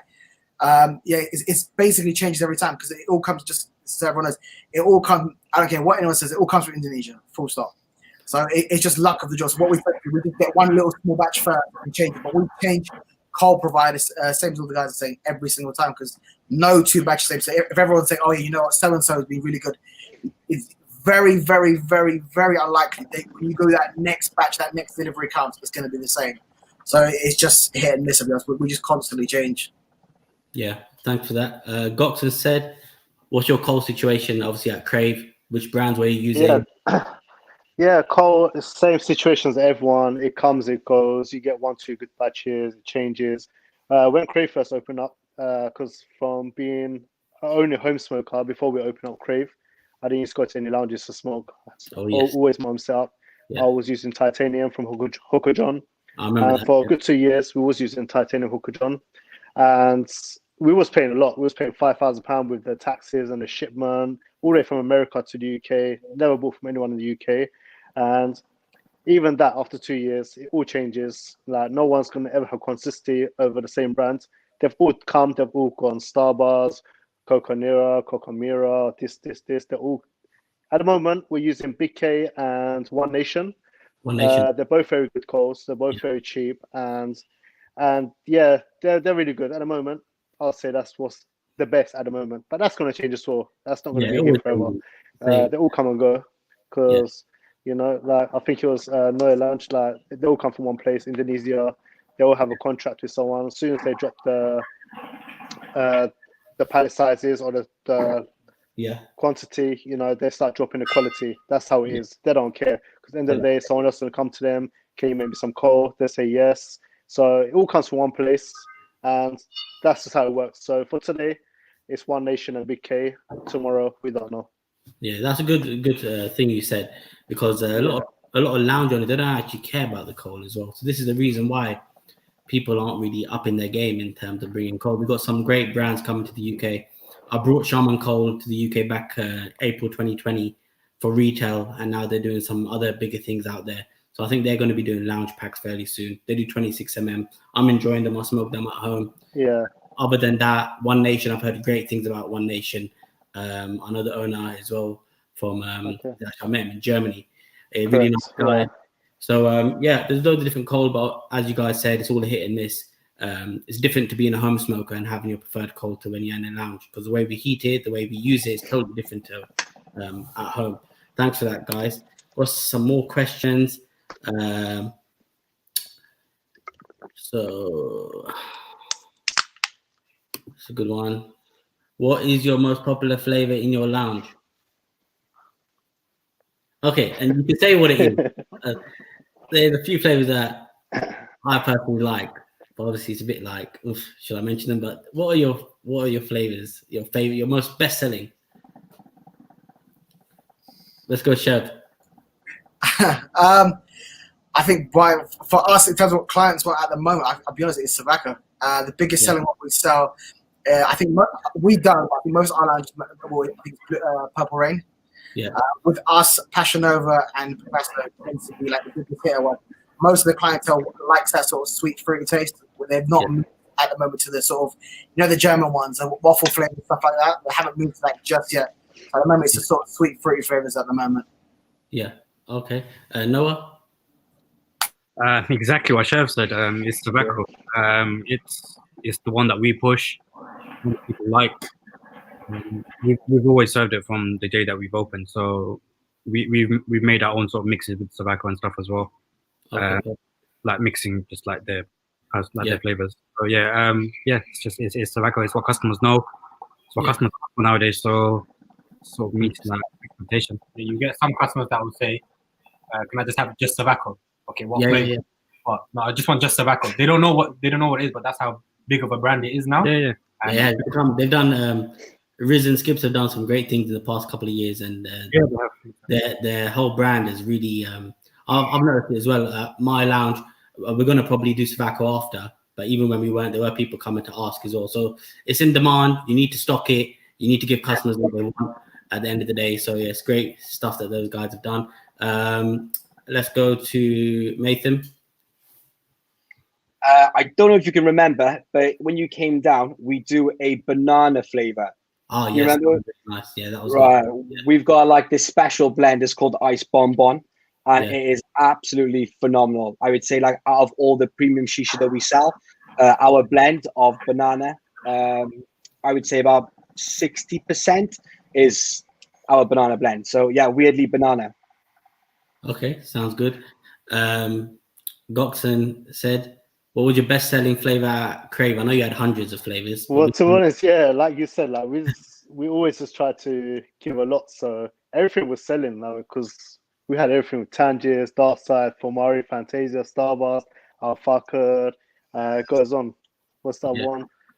Yeah, we had loads of flavors, but I mean, we had a lot of like Albanian customers because we had a lot of Albanian customers. Like, it was just grape and mint. Yeah. Grape and mint for them was just the go-to. But apart from that, normal customers, social smoke, a lot of German flavors. They were big in the game for us. We never had tobacco in Crave, but we had a lot of people asking us, but we just had too much flavors at the time. We're looking to put it in the new place, number 5. It's in demand. A lot of people like it. They're doing a good job with the tobacco. The branding, the consistency is there. I've heard. I've tried a few. They're nice. It's not my go-to. I smoke double up only. But yeah, I mean, it'll probably be like the Germans or the grape and mint. Yeah. Okay. At Crave, yeah. Perfect. Thanks for that, guys. This is another question. This one, luckily, none of us are nearby to each other. Yeah. So this question's all right. What makes your lounges different to other lounges around your area? What makes your lounge a go-to place after lockdown? Let's start off with Noah Lounge because I know you got quite a few lounges near you. What makes us different is our customer service. Yeah. I'll be honest with you. Like, no disrespect to anyone. Like, in terms of customer wise, a lot of people don't know what they're smoking. Yeah. And obviously, after lockdown has changed a bit, but generally, no one knows what they're smoking. So we've come from like a restaurant sort of background, so we know what works and what makes people come back is customer service. Anyone, like, I'll be the first to admit, our shisha, there could be like one bad shisha, few could be bad. As long as you take the steps to rectify that issue, people remember that. They might not remember it straight away. They might not remember like as soon as they've left. As soon as they go to another lounge or another restaurant and they remember, oh shit, no one did that. They fixed it for us. They'll always remember. So customer service goes a long way. So that's what makes us different to a lot of the lounges that we have. So like we're right next to London. We've got a huge lounge that's like literally 5 minutes down the road from us. Yeah. Not saying any names, but what sets us different is our customer service. We're not the biggest lounge. We don't aim to be the biggest lounge, but people come back here because me and my brother were the face of it. Yeah. We've got really good staff, and it's just our ethos, and it has been since day one. I mean, it's like the little things that count. So even if it's like extra coaching, you flip the head for someone. If someone doesn't like the flavor, like most lounges you go to, now you got to buy another whole shisha. Yeah. it's a £2 head, £2-3 a head at best. It's changing for the customer. It's not gonna kill you at the end of the day. You're still making a profit. But Yeah, rather, yeah, when they come back the next time, yeah, then you'll see them spending 70, 80, £100. They might bring another group of friends. They'll come as well. So it's all about like making that chanin. Yeah, people talk. People Like, talk. Yeah, I mean, word of mouth is the biggest. It's the best sort of marketing there is. yeah, So. I mean, 100%. I agree with you guys, and definitely when you get new customers, doing them a little favor here and there goes a long way. They remember, and they're going to bring another couple groups. You know, it's a chain reaction. So it's definitely a good way. So thanks for that, Mr. Sherv, out in Camden Town, Camden's finest. Camden's finest, yeah. We're fortunate. Our nearest lounge, I think, is Edger Road. So yeah, you're right then. No, we try to create. I'll be honest. We're going similar. We're massive on service here, like absolutely huge on service. I've always come back from a service background as well myself, so we do push on service. Also, the experience. We've pushed quite hard on birthdays. Yeah. We've done it. We do like real massive works on birthday special groups just to make things like extra special. We even let customers do song requests as well. So like if there's a big group or we change the music, create a nice vibe, atmosphere, because we play a lot of R&B here. Sometimes you get the house crowded, so we'll change up, make sure it just making sure like it's suitable for everyone. Yeah. I think, and just create an experience. But our big thing, I think, at the moment is on celebrations, things like that. So people then talk about it, pass on to their friends, and just good for the Instagram as well. Yeah, and it's even no push. Obviously, they're right. There are a lot of lounges out there. You'll get a pipe like 10 minutes will burn, and a few pipes say, "Oh, you need to buy a new one." Which will always change the shisha if they don't like it. It's just not worth it. Just give it a bad service, not going to come back. Our aim is genuinely for all customers to enjoy the time and make sure they come back, tell their friends about it as well. Yeah. Okay. Thanks for that, Nathan. Well, I don't really know how to answer this in the right way, but I'll just be completely honest. Like in terms of lounge owners, I'm probably not your conventional lounge owner. Like I'm a bit of an outgoing person. I'm quite loud. So whenever you come into my lounge, I work 7 days a week. I work from 5 till 3 in the morning every single day and have done for the last 2 years. So if you ever come into Kai Lounge, you'll be seeing my face, unfortunately. And I don't like me personally, when you go to a party and you have that guy who's like getting everyone up, I'm that guy. So if you come to my lounge, I'm going to every table. You'll catch me and my team. Like my team is what makes it. It's me and the team. Like we'll be there. We'll play our songs. We'll turn the lights off and we'll all just break into dance like in the middle of the night. And everyone's looking at us like, what the hell are these guys doing? And like, especially for like, you know, the British customers we have, we play some Arabic music and all our staff, they go crazy. They start doing all the hand dancing in the air, you know, and even though we got pipes going out, we have to make sure we do our couple of dances in the night. So yeah, like what makes us like probably different to the other lounges that we care so much about our customers. And if you walk into our lounge happy, you're leaving happier. And if you don't leave happier, then we haven't done our job. So it's more like, as Shiv said, like it's the experience. You come like even Adam, you've seen it. You come on a weekend, 100%. You come on a weekend, and we all work so hard to like deliver what we do, and that's what makes us so different and so unique to everybody else. Is that we don't just turn up to work; we turn up to our home, and we put our heart into what we do. I've definitely seen it. Obviously, I came down a few times a couple of months ago, and the team morale and everything is like it's a different level. I don't really see that as much in London, but all your staff are outgoing. I saw you were cleaning all the tables till 1, 2 a.m. still doing all the work. Like, you had so many staff on shift, but you were still doing it. And I looked at it, I was like, oh, I definitely, when I open my place, I've got to be doing the exact same thing, you know? So it's good. It's all about leadership style. So obviously, you know, like that's the problem with our business myself is that we don't have that scalability there because obviously, as the Noah boys said, like they are the face of their lounge. And obviously my team is what makes our lounge so special. But like me personally, I don't want to be like, yo, do this, do that. I want to be like, yo, guys, let's do this, let's do that. And that way you get a lot more respect, one from the customers when they see the owner delivering birthday cakes and singing happy birthday and cleaning tables, and also the respect you get from your staff.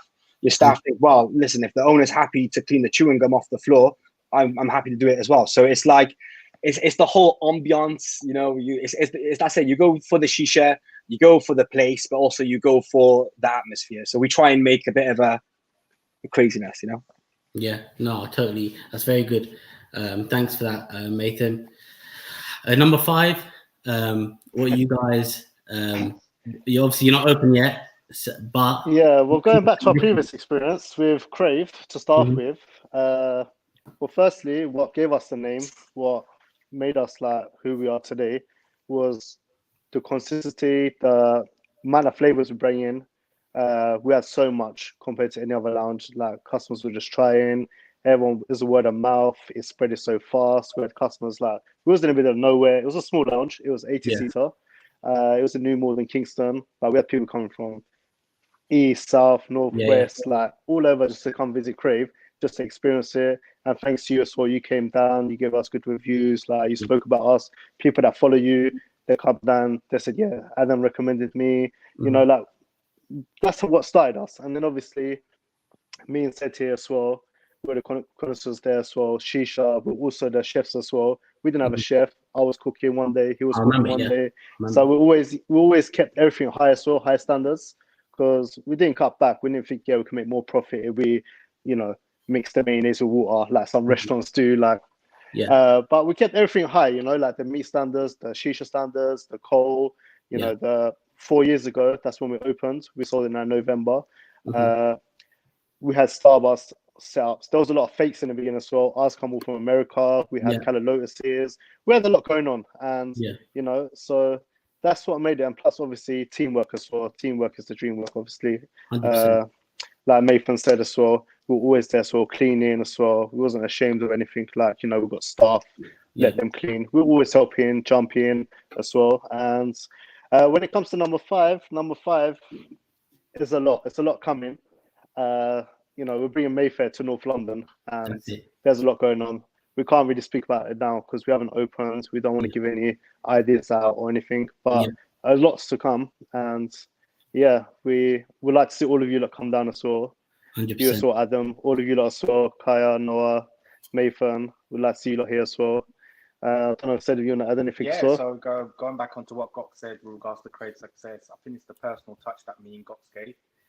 It was really surprising for a lot of the customers to see lounge owners actually digging in, help out, changing coals, making shishas, cleaning tables, and it also inspired our workers as well. They're seeing said and Gok's doing this, and they never questioned when we told them to do it.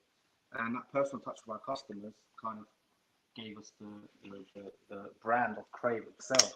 And we want to bring that to number 5, absolutely, and take it to more heights. Like Gok was saying, number 5, we have got a number of things that we want to change around, and we want to do some things differently here. Starting with the type of shishas we want to use, the tobacco flavors and everything, and the customer experience. We also got some entertainment things we want to bring in, change a bit of the game in regards to that. So yeah, we're looking for better days ahead, and we've done a lot of planning and everything. We just need to execute it, to be fair. Sounds good, man. I really can't wait to visit your new place, man. Number 5. If you guys don't follow Number 5 already, you can follow Number 5 Goks or Number 5 Dining. You guys are keeping everyone updated with all the stuff that's going on, which is really good. So make sure you guys give them a follow and visit them once they open. I know we're cut for a bit of time. I don't want to drag this on to 2 hours. So I'm just going to take 2 more questions and then we can just wrap this up. So this is a good one. Worst type of customer you've ever experienced? So let's start with Sherv. I think where to begin. And don't say me. Don't say me. Just go ahead and pay. Do you know, the worst customer we've had was the attempt that is it picked up towards last year. It's this dine and dash nonsense that started up. It was quite. I don't know if it's still big around your areas. It's dine and dash. Basically, you build up the bill to see if you can do a runner. We had a few couple of attempts that seems to be happening around Camden. So they'd sit there. Imagine about 5-6 people sit there, 6 pipes, all the main foods. The bill's racking up. Obviously, the bill's racking up, and you slowly say, "Oh, I'm just going to go outside to a shop, get something, or I'll go outside to make a call, etc." And you'll notice they go from 6 guys or 6 male females drop down to 1. And that one person, we see that one person, we're straight on it. And you go outside, no one's outside. That one person just waiting to do the final run. So I think for us, that's the worst we've had customer is people trying to sort of do a dine and dash on a quite a considerable amount of bills. Yeah, this is why lounges up north you pay first, because Yeah. they're prepared. They know, like, people in London probably don't do it as much, but it happens. Like at my lounge, we had the same thing. It was I think it was my 4th day being there as a partner, and these 2 guys came in. They ordered a double apple. They said, "Oh, obviously we were only taking cash then. We're going to be taking card after we open." Said we're going to the cash point. I looked on CCTV. They both got in their cars and drove off. So this is happening. It is happening. I never saw these guys again, but yeah, it is happening. So yeah, thanks for bringing that up. Just because you touched that, I just have to say this because this does annoy me, and this is to all the lounges. I don't care if you're on it or not. Every single lounge now, this goes out. Oh, you need to start taking card. I'm getting sick of these lounges. You're trying to hide from trying to hide from the man. Yeah. Whoever, all these lounges don't take cash on. I think personally, all you customers now need to just like bar. Yeah, 100%. I agree with that. I went to one lounge, yeah, who actually charged customers at cash machine £3.50 to withdraw the cash, and they charge service charge as well. That's disgusting. Yeah. Taking card is a must. Obviously, I just came in as a partner for my first place, so I was following the old procedures they had. But obviously now with my name going on it, I have to take card. That's what I've said in all my reviews in the past. I've said lounges don't take card. I've said stuff about them, so I have to do it for myself and take card. But yeah, thanks for that. Kaya Matham, what's happening there? Man, like I'm pretty sure Oliver sat here. If we had longer than the time we've been allocated, I promise you we can literally list stories and stories and stories. But the one that I have to say, which was the biggest, craziest customer that I've ever met in my life. There was a female. She was about maybe 25, 26. And if anyone comes into our lounge, it's our house policy that if you appear to be heavily or under the influence of any alcohol or drugs, we don't allow you in the premises. So obviously, when you walk into our venue, you go into the bar area, you order, then you take a seat. So the woman, she came into the bar area. It was her and a couple of guys, and she couldn't even stand. She's waddling all over the place. And I'm there. As soon as someone comes in really, really drunk, we got coded over the radio. So they buzzed me on the radio, said the code word. So that's me. That's my time to go up front. So I go to the front, see this lady, just can't really stand much. And then I was like, "Hi, can I help?" And then she's like, "What? Who are you? Who are you? Who are you?" Oh shit! I was like, "I'm asking you, how can I help you? I want to help you. Can I do anything for you?" "Don't you talk to me, racist!" And I swear on my life, she started smacking me across my face. I didn't say anything. Oh, So I started beating me up in the bar area, and all my staff, they're looking at me like, "What the hell? What's happening? What's going on?" So this girl, she punching me, she's kicking me, and then she's trying to poke me in my eyes. And I'm ducking and diving her. I'm doing like a Conor McGregor style, as best I can to avoid all these arms coming my way. And then so at that point we have very sure security system. Don't know if you guys know what it is, but we've got basically a panic button under the bar. So as soon as she started kicking me and punching whatever, I told the boys press the panic button. So then it came to phase 2. So obviously now we have this aggressive female trying to beat me up in front of all my customers, all my staff, right? And she's going for me. She's gunning for me as if I've done something to her. And so then we have basically we have one door to go into the lounge and one door to enter the bar area. So we locked both doors. So we locked both doors to keep her inside, waiting for the police to arrive. And we have a glass shop front. So it was all good, I'm she's giving it all the jib jab, and I'm trying to prolong it there as long as I can, just listening to what she's got to say, and then counter arguing her, and just trying to literally bide my time for the police to show up. The girl, she gets off her shoes and her bag, and she starts smacking against the glass window trying to get out of the shop. That sounds like a nightmare, bro. I wouldn't be able to control myself like you. I'm there. My keys are in the door, locking the door. I'm holding on for dear life. This woman trying to grab me off the door, and then I thought, you know what? It's just get out the shop. So I opened the door. I let her out, and she literally went probably 30 seconds down the road, and then the police turned up. And the police came inside, and they were like, "Oh, what's happened? We've seen it all on the CCTV because Very Sure can punch it to the emergency response room." And so he's seen this woman beating me up in the front of the shop. I'm like, "Where is she?" Look out the door, she's gone. And to this day, we've never seen her ever again, and she's completely disappeared. Yeah, that was one of the worst ones. There's plenty more stories, but I'll just leave you that one. Now that sounds intense. That's Yeah, it. that was a good one. That was a good one. I don't, hopefully, I never have to go through something like that because I don't know what I'll do. But it's good you composed yourself and just dealt with the situation accordingly. I Thanks for that. think like all of us as lounge owners, we know we have a certain type of clientele and we have the personality. We are where we are because we have that personality to deal with those situations. So that was Yeah. all right. 100%. Noah, what's your worst customer been in Watford? It's gonna sound quite controversial, but the worst type of customer that we received, like no disrespect to anyone, is actually lounge owners themselves. Okay. Like them coming in, or like, where'd you get your flavor from? This is fake, blah blah blah. We don't use this. I'm just, why are you here for? Go and smoke in your own lounge. It's just like it's crazy. I mean, in terms of like the most, it's just nuts. It's in terms of what like a single experience is. We're not the biggest lounge, we're quite popular, so we've got like time limits on our tables. It's not something that we want to do, but it's just because of the demand that we do have to do it sometimes.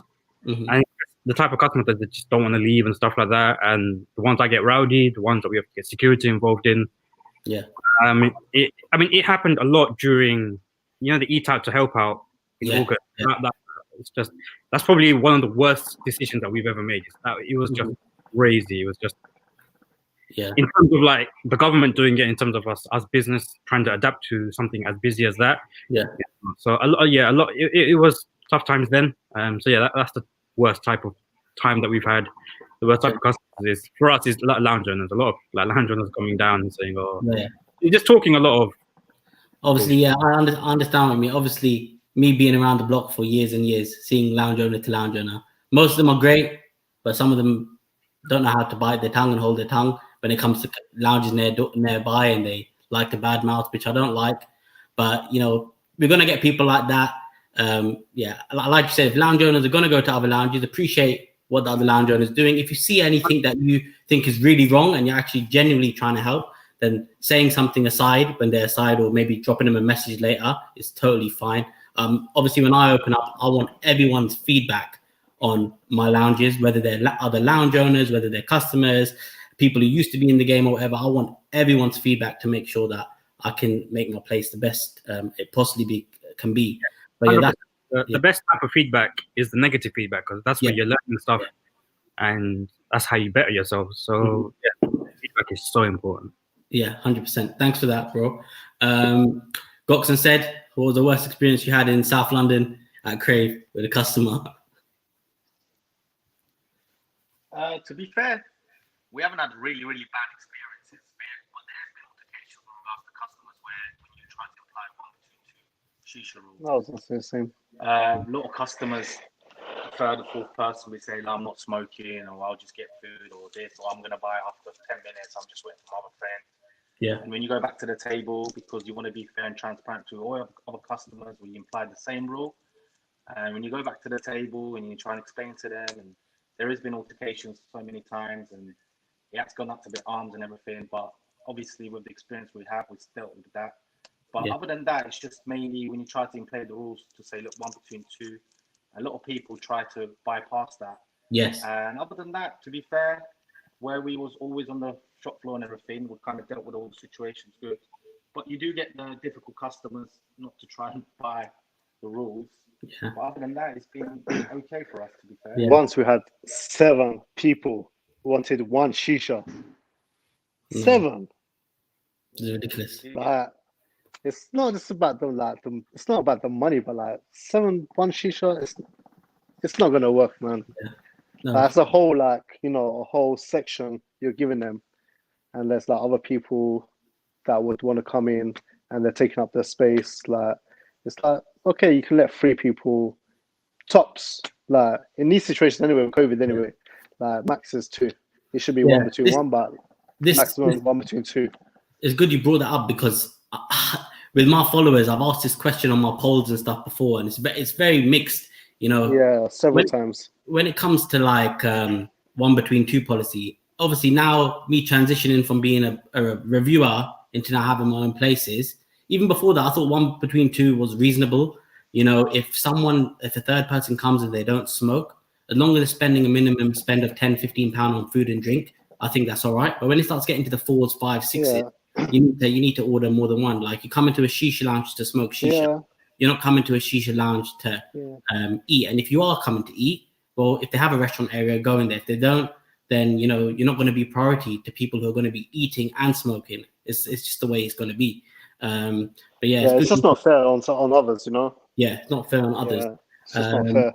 When it comes to my worst type of customer, I had that one, like I said, to Sherv, who walked out. I've also had some people, obviously I wasn't telling anyone that it was my place, but some people obviously clocked for me being inside making the shishas, and a few of them on purpose, they come in, oh, this flavor is fake. I'm like, what are you talking about, mate? One thing I wouldn't do is put myself anywhere near fake flavors, but with the position that I'm in.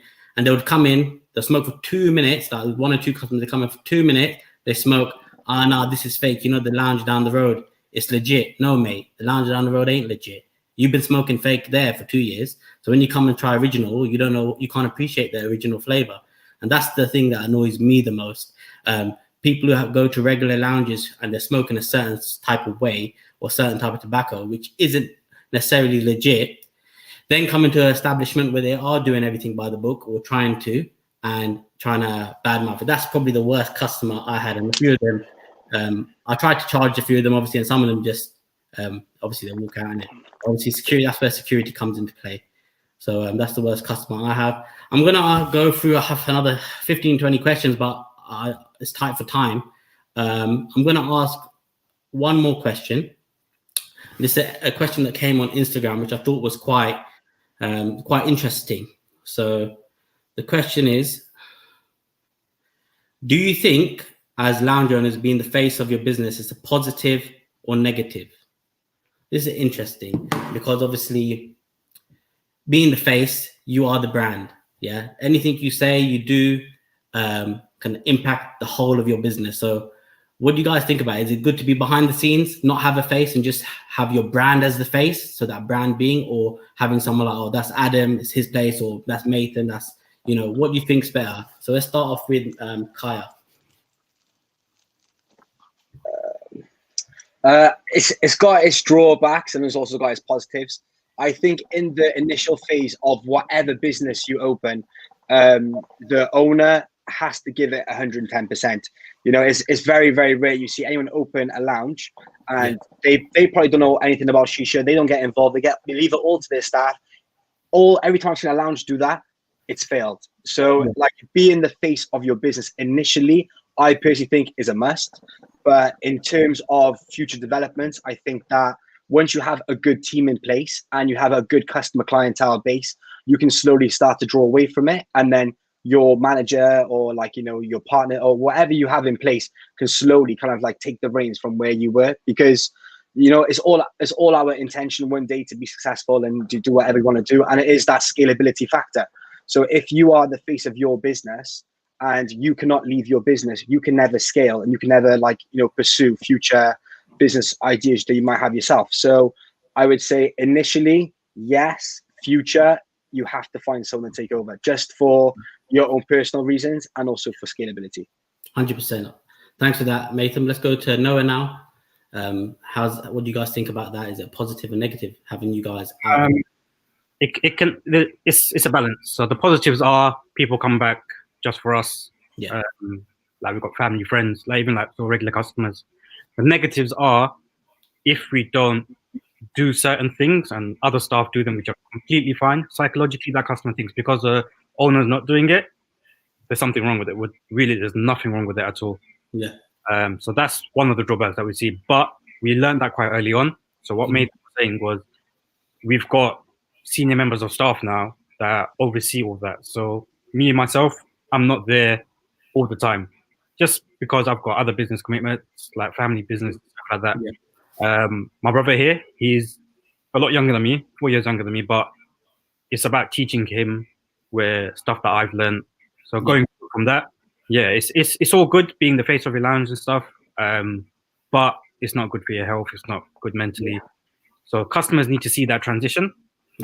We learned that quite early on because we've always been hands-on, whether it was this business or helping with family stuff, just in general, but we've always been hands-on. So now we're taking a bit of a step back, but still upholding the quality and the service that we've always provided. just teaching it to someone else essentially. Yeah. And just make sure customers understand that just because the owner does it doesn't mean it's really good. Yeah. So it does have its positives and negatives, Yeah. but learning how to balance it out. Yeah, that's a good way of putting it, for sure. Thanks for that. Another point as well. Being the face of a lounge, I would say from a personal point of view, because me and my brother are quite young, Mm-hmm. can see that as a vulnerability. Yeah. They can see, oh, these three, they're just kid free. They don't know what they're doing. That's why customers feel like they can take advantage. Whereas like other lounges, they're like, in the mid 30s, mid 40s, whatever. They think, oh, no, a bit more things. But the fact of the matter is, it's all about your experience, how you handled your experience, what you've learned. There's still lounges to this day that they still don't know what they're doing. They've been open for 10, 15 years and they still don't know what they're doing. But us, we're still the new kids on the block. Yeah, we're still learning every day. But alhamdulillah, I can say, like, my quality is, like, I would never ever give something to a customer that I wouldn't personally enjoy. Yeah. And I have high standards, don't get me wrong. Yeah. So if I wouldn't enjoy it, I wouldn't give it to a customer. Whether it's food, drink, service, shisha, whatever it is, I will do my utmost best to make sure that it is right. So in that sense, like, being the face of it, it does have its drawbacks and stuff. That's why I do try to shy away from the floor a little bit. Just try to have the front, like, customers coming in a bit more. Yeah. My face, and then the team, they'll look after you, and I have full trust that they will. Yeah. So hand selected them, we've trained them, and they're just good at what they do. But that's what I'm saying with my brother. We try to transition away from that. We're still learning the ropes, don't get me wrong. But it's about finding that balance, honestly. Yeah. The other negative is it makes you quite famous doing that, because when we went to Dubai quite recently for business. Yeah. And, we were just walking, like, just on the beach, and there was a couple of people. I think half the UK was there at one point. So like, this just random people that come up to us. Oh, you guys are like the Noah brothers, aren't you? We're just like, we had masks on, like, you couldn't tell who we are. Oh wow. We were just like, yeah. And just walk by, and we've never been like the people or like just have the limelight, be famous and all that. Yeah. So in that sense, it does have its drawbacks. Yeah. In that sense, it feels good though, doesn't it? You're halfway across the world. I've had it because of the review stuff in the past and my videos, but it's a bit like, oh, how do you know me? Like, we're not anything famous, we're not celebrities or anything like that, but just people in the industry. They know of other people in the industry, and it's a nice feeling. Halfway across the world, there's people who value you and what you've done in Watford. So it's very good. And mashallah, you guys have. I've been in Watford for many years, and you guys have definitely upped the bar in this area for shisha. In my opinion, it is not me having any bias. Everyone knows I'm honest as hell when it comes to what I think about places. And you guys are the best in Watford. And obviously in London now, you guys are growing. So inshallah, you can keep doing what you're doing. And you're the talk of the town, and you have been since you entered. So it's very good. Thank you. So now, who am I yet to go to? Oh, Sherv. Let's go to Sherv, because I know Sherv, but it's for different reasons. But Sherv, it's probably our first time, or you came on my live like a couple of weeks ago, but it's the first time you're putting yourself out there. I know you knew your opinion on this, I think, already. But now you're here and you're on here, you can't say nothing. I've got a very different approach. I've got quite a big management background. I look after quite large teams for banking, like teams of like 50, 100. With me, I made it a point, to be fair. Like, I got managing from day one, supervising from day one. I don't tell anyone, but obviously this is absolutely going to ruin me now, expose me to the end of the time.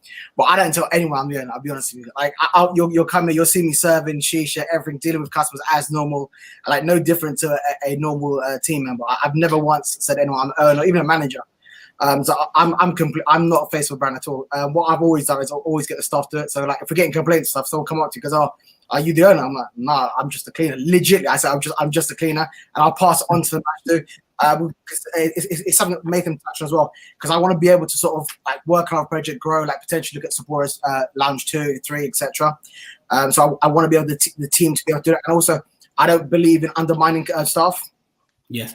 One of the bad things, I'm sure you lounge owners had, if they know the owner's there, they're like, fine, I want to speak to the owner. Yeah.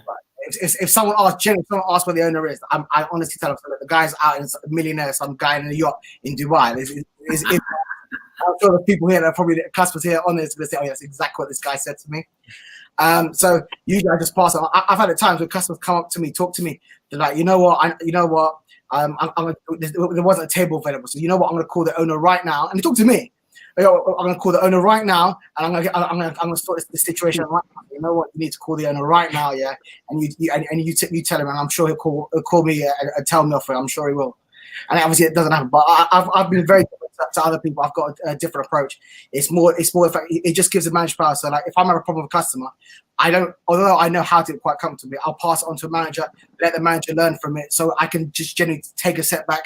Because I was the same as Nathan for years, man. I was doing the 7 days a week from 5 o'clock in the morning till 3 a.m., 4 a.m. So now obviously I'm getting older. Obviously, not like I know boys young, they can still do those hours. Now I want to be able to take that step back, still doing, but not as much involvement. Yeah, so I'm not like these. There's certain obviously other brands out there where they come on their faces.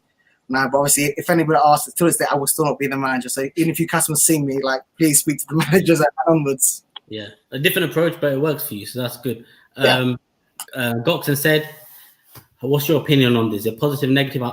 When you had Crave, I remember you putting your face on it a bit here and there, but it was nothing major. But what are you going to do now with number 5? You're going to get more out there, more social in that respect." We're still going to be here. We're still going to be on floor, with the customers, with the staff. We're going to still put our foot in, our back in. We'll have managers in the kitchen, on the bar, on the shisha floor, shisha prep. We'll have several managers around as well. I mean, we'll still be here as well. Yeah. We'll still be face of it as well. That's good. Yeah. But apart from that, I agree with Nathan as well, and Kai Lounge and Noya as well. It has its ups and downs. You know, so there's goods and bads, but they pretty much answered everything. Yeah. Yeah. Definitely. Yeah. For me, that question, obviously, it's a bit difficult for me. I have to kind of show my face and all that sort of stuff. Do I like it? Yeah, it comes with its bonuses, but at the same time, it can get a bit tiring. Obviously, I've got 2 venues that are going to open around a month away from each other now because of the way COVID's gone. So I have to balance myself in 2 separate areas of just outside of London. So it's going to be a bit tricky, but building that team and maybe having this team as the face might work. But then again, you get drawbacks with that. Anyone leaves you, then, they can go to another lounge and, all those lounge rules can start. So it's a tough one, but it's got to be done. But anyways, guys, it's nearly hit the 2-hour mark. I know a lot of you guys at your lounges and stuff, it might be cold and stuff like that. I see you put the jacket on, Noah.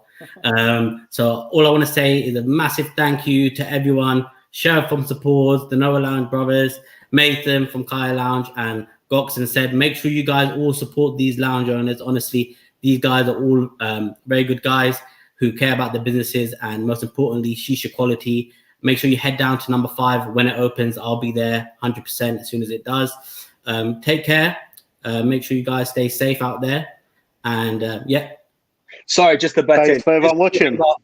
Yeah, sorry, I want to talk about charcoal. I just want to show you guys. He's still smoking it. Still pumping mega tight. You need to call Mr. Up. I just want to say thank you so much for the privilege as well, Adam. And it's nice to meet all No worries. It's been great. Thanks, guys. Appreciate it. Thanks. Take care, guys. Cheers. Thank you. Bye. Cheers. Thanks, Rose. So, guys, there it is, episode 6 of Shisha Sessions. Hope you guys enjoyed it. And if anyone wants to come on episode 7, if you're a brand owner, if you're another lounge owner, if you're an enthusiast, reviewer, whatever you are, and if you're involved in the industry, feel free to DM me on Shisha Central. Obviously, updates on my lounge and stuff will come as and when it's feasible to do so. Take care, guys. Stay safe.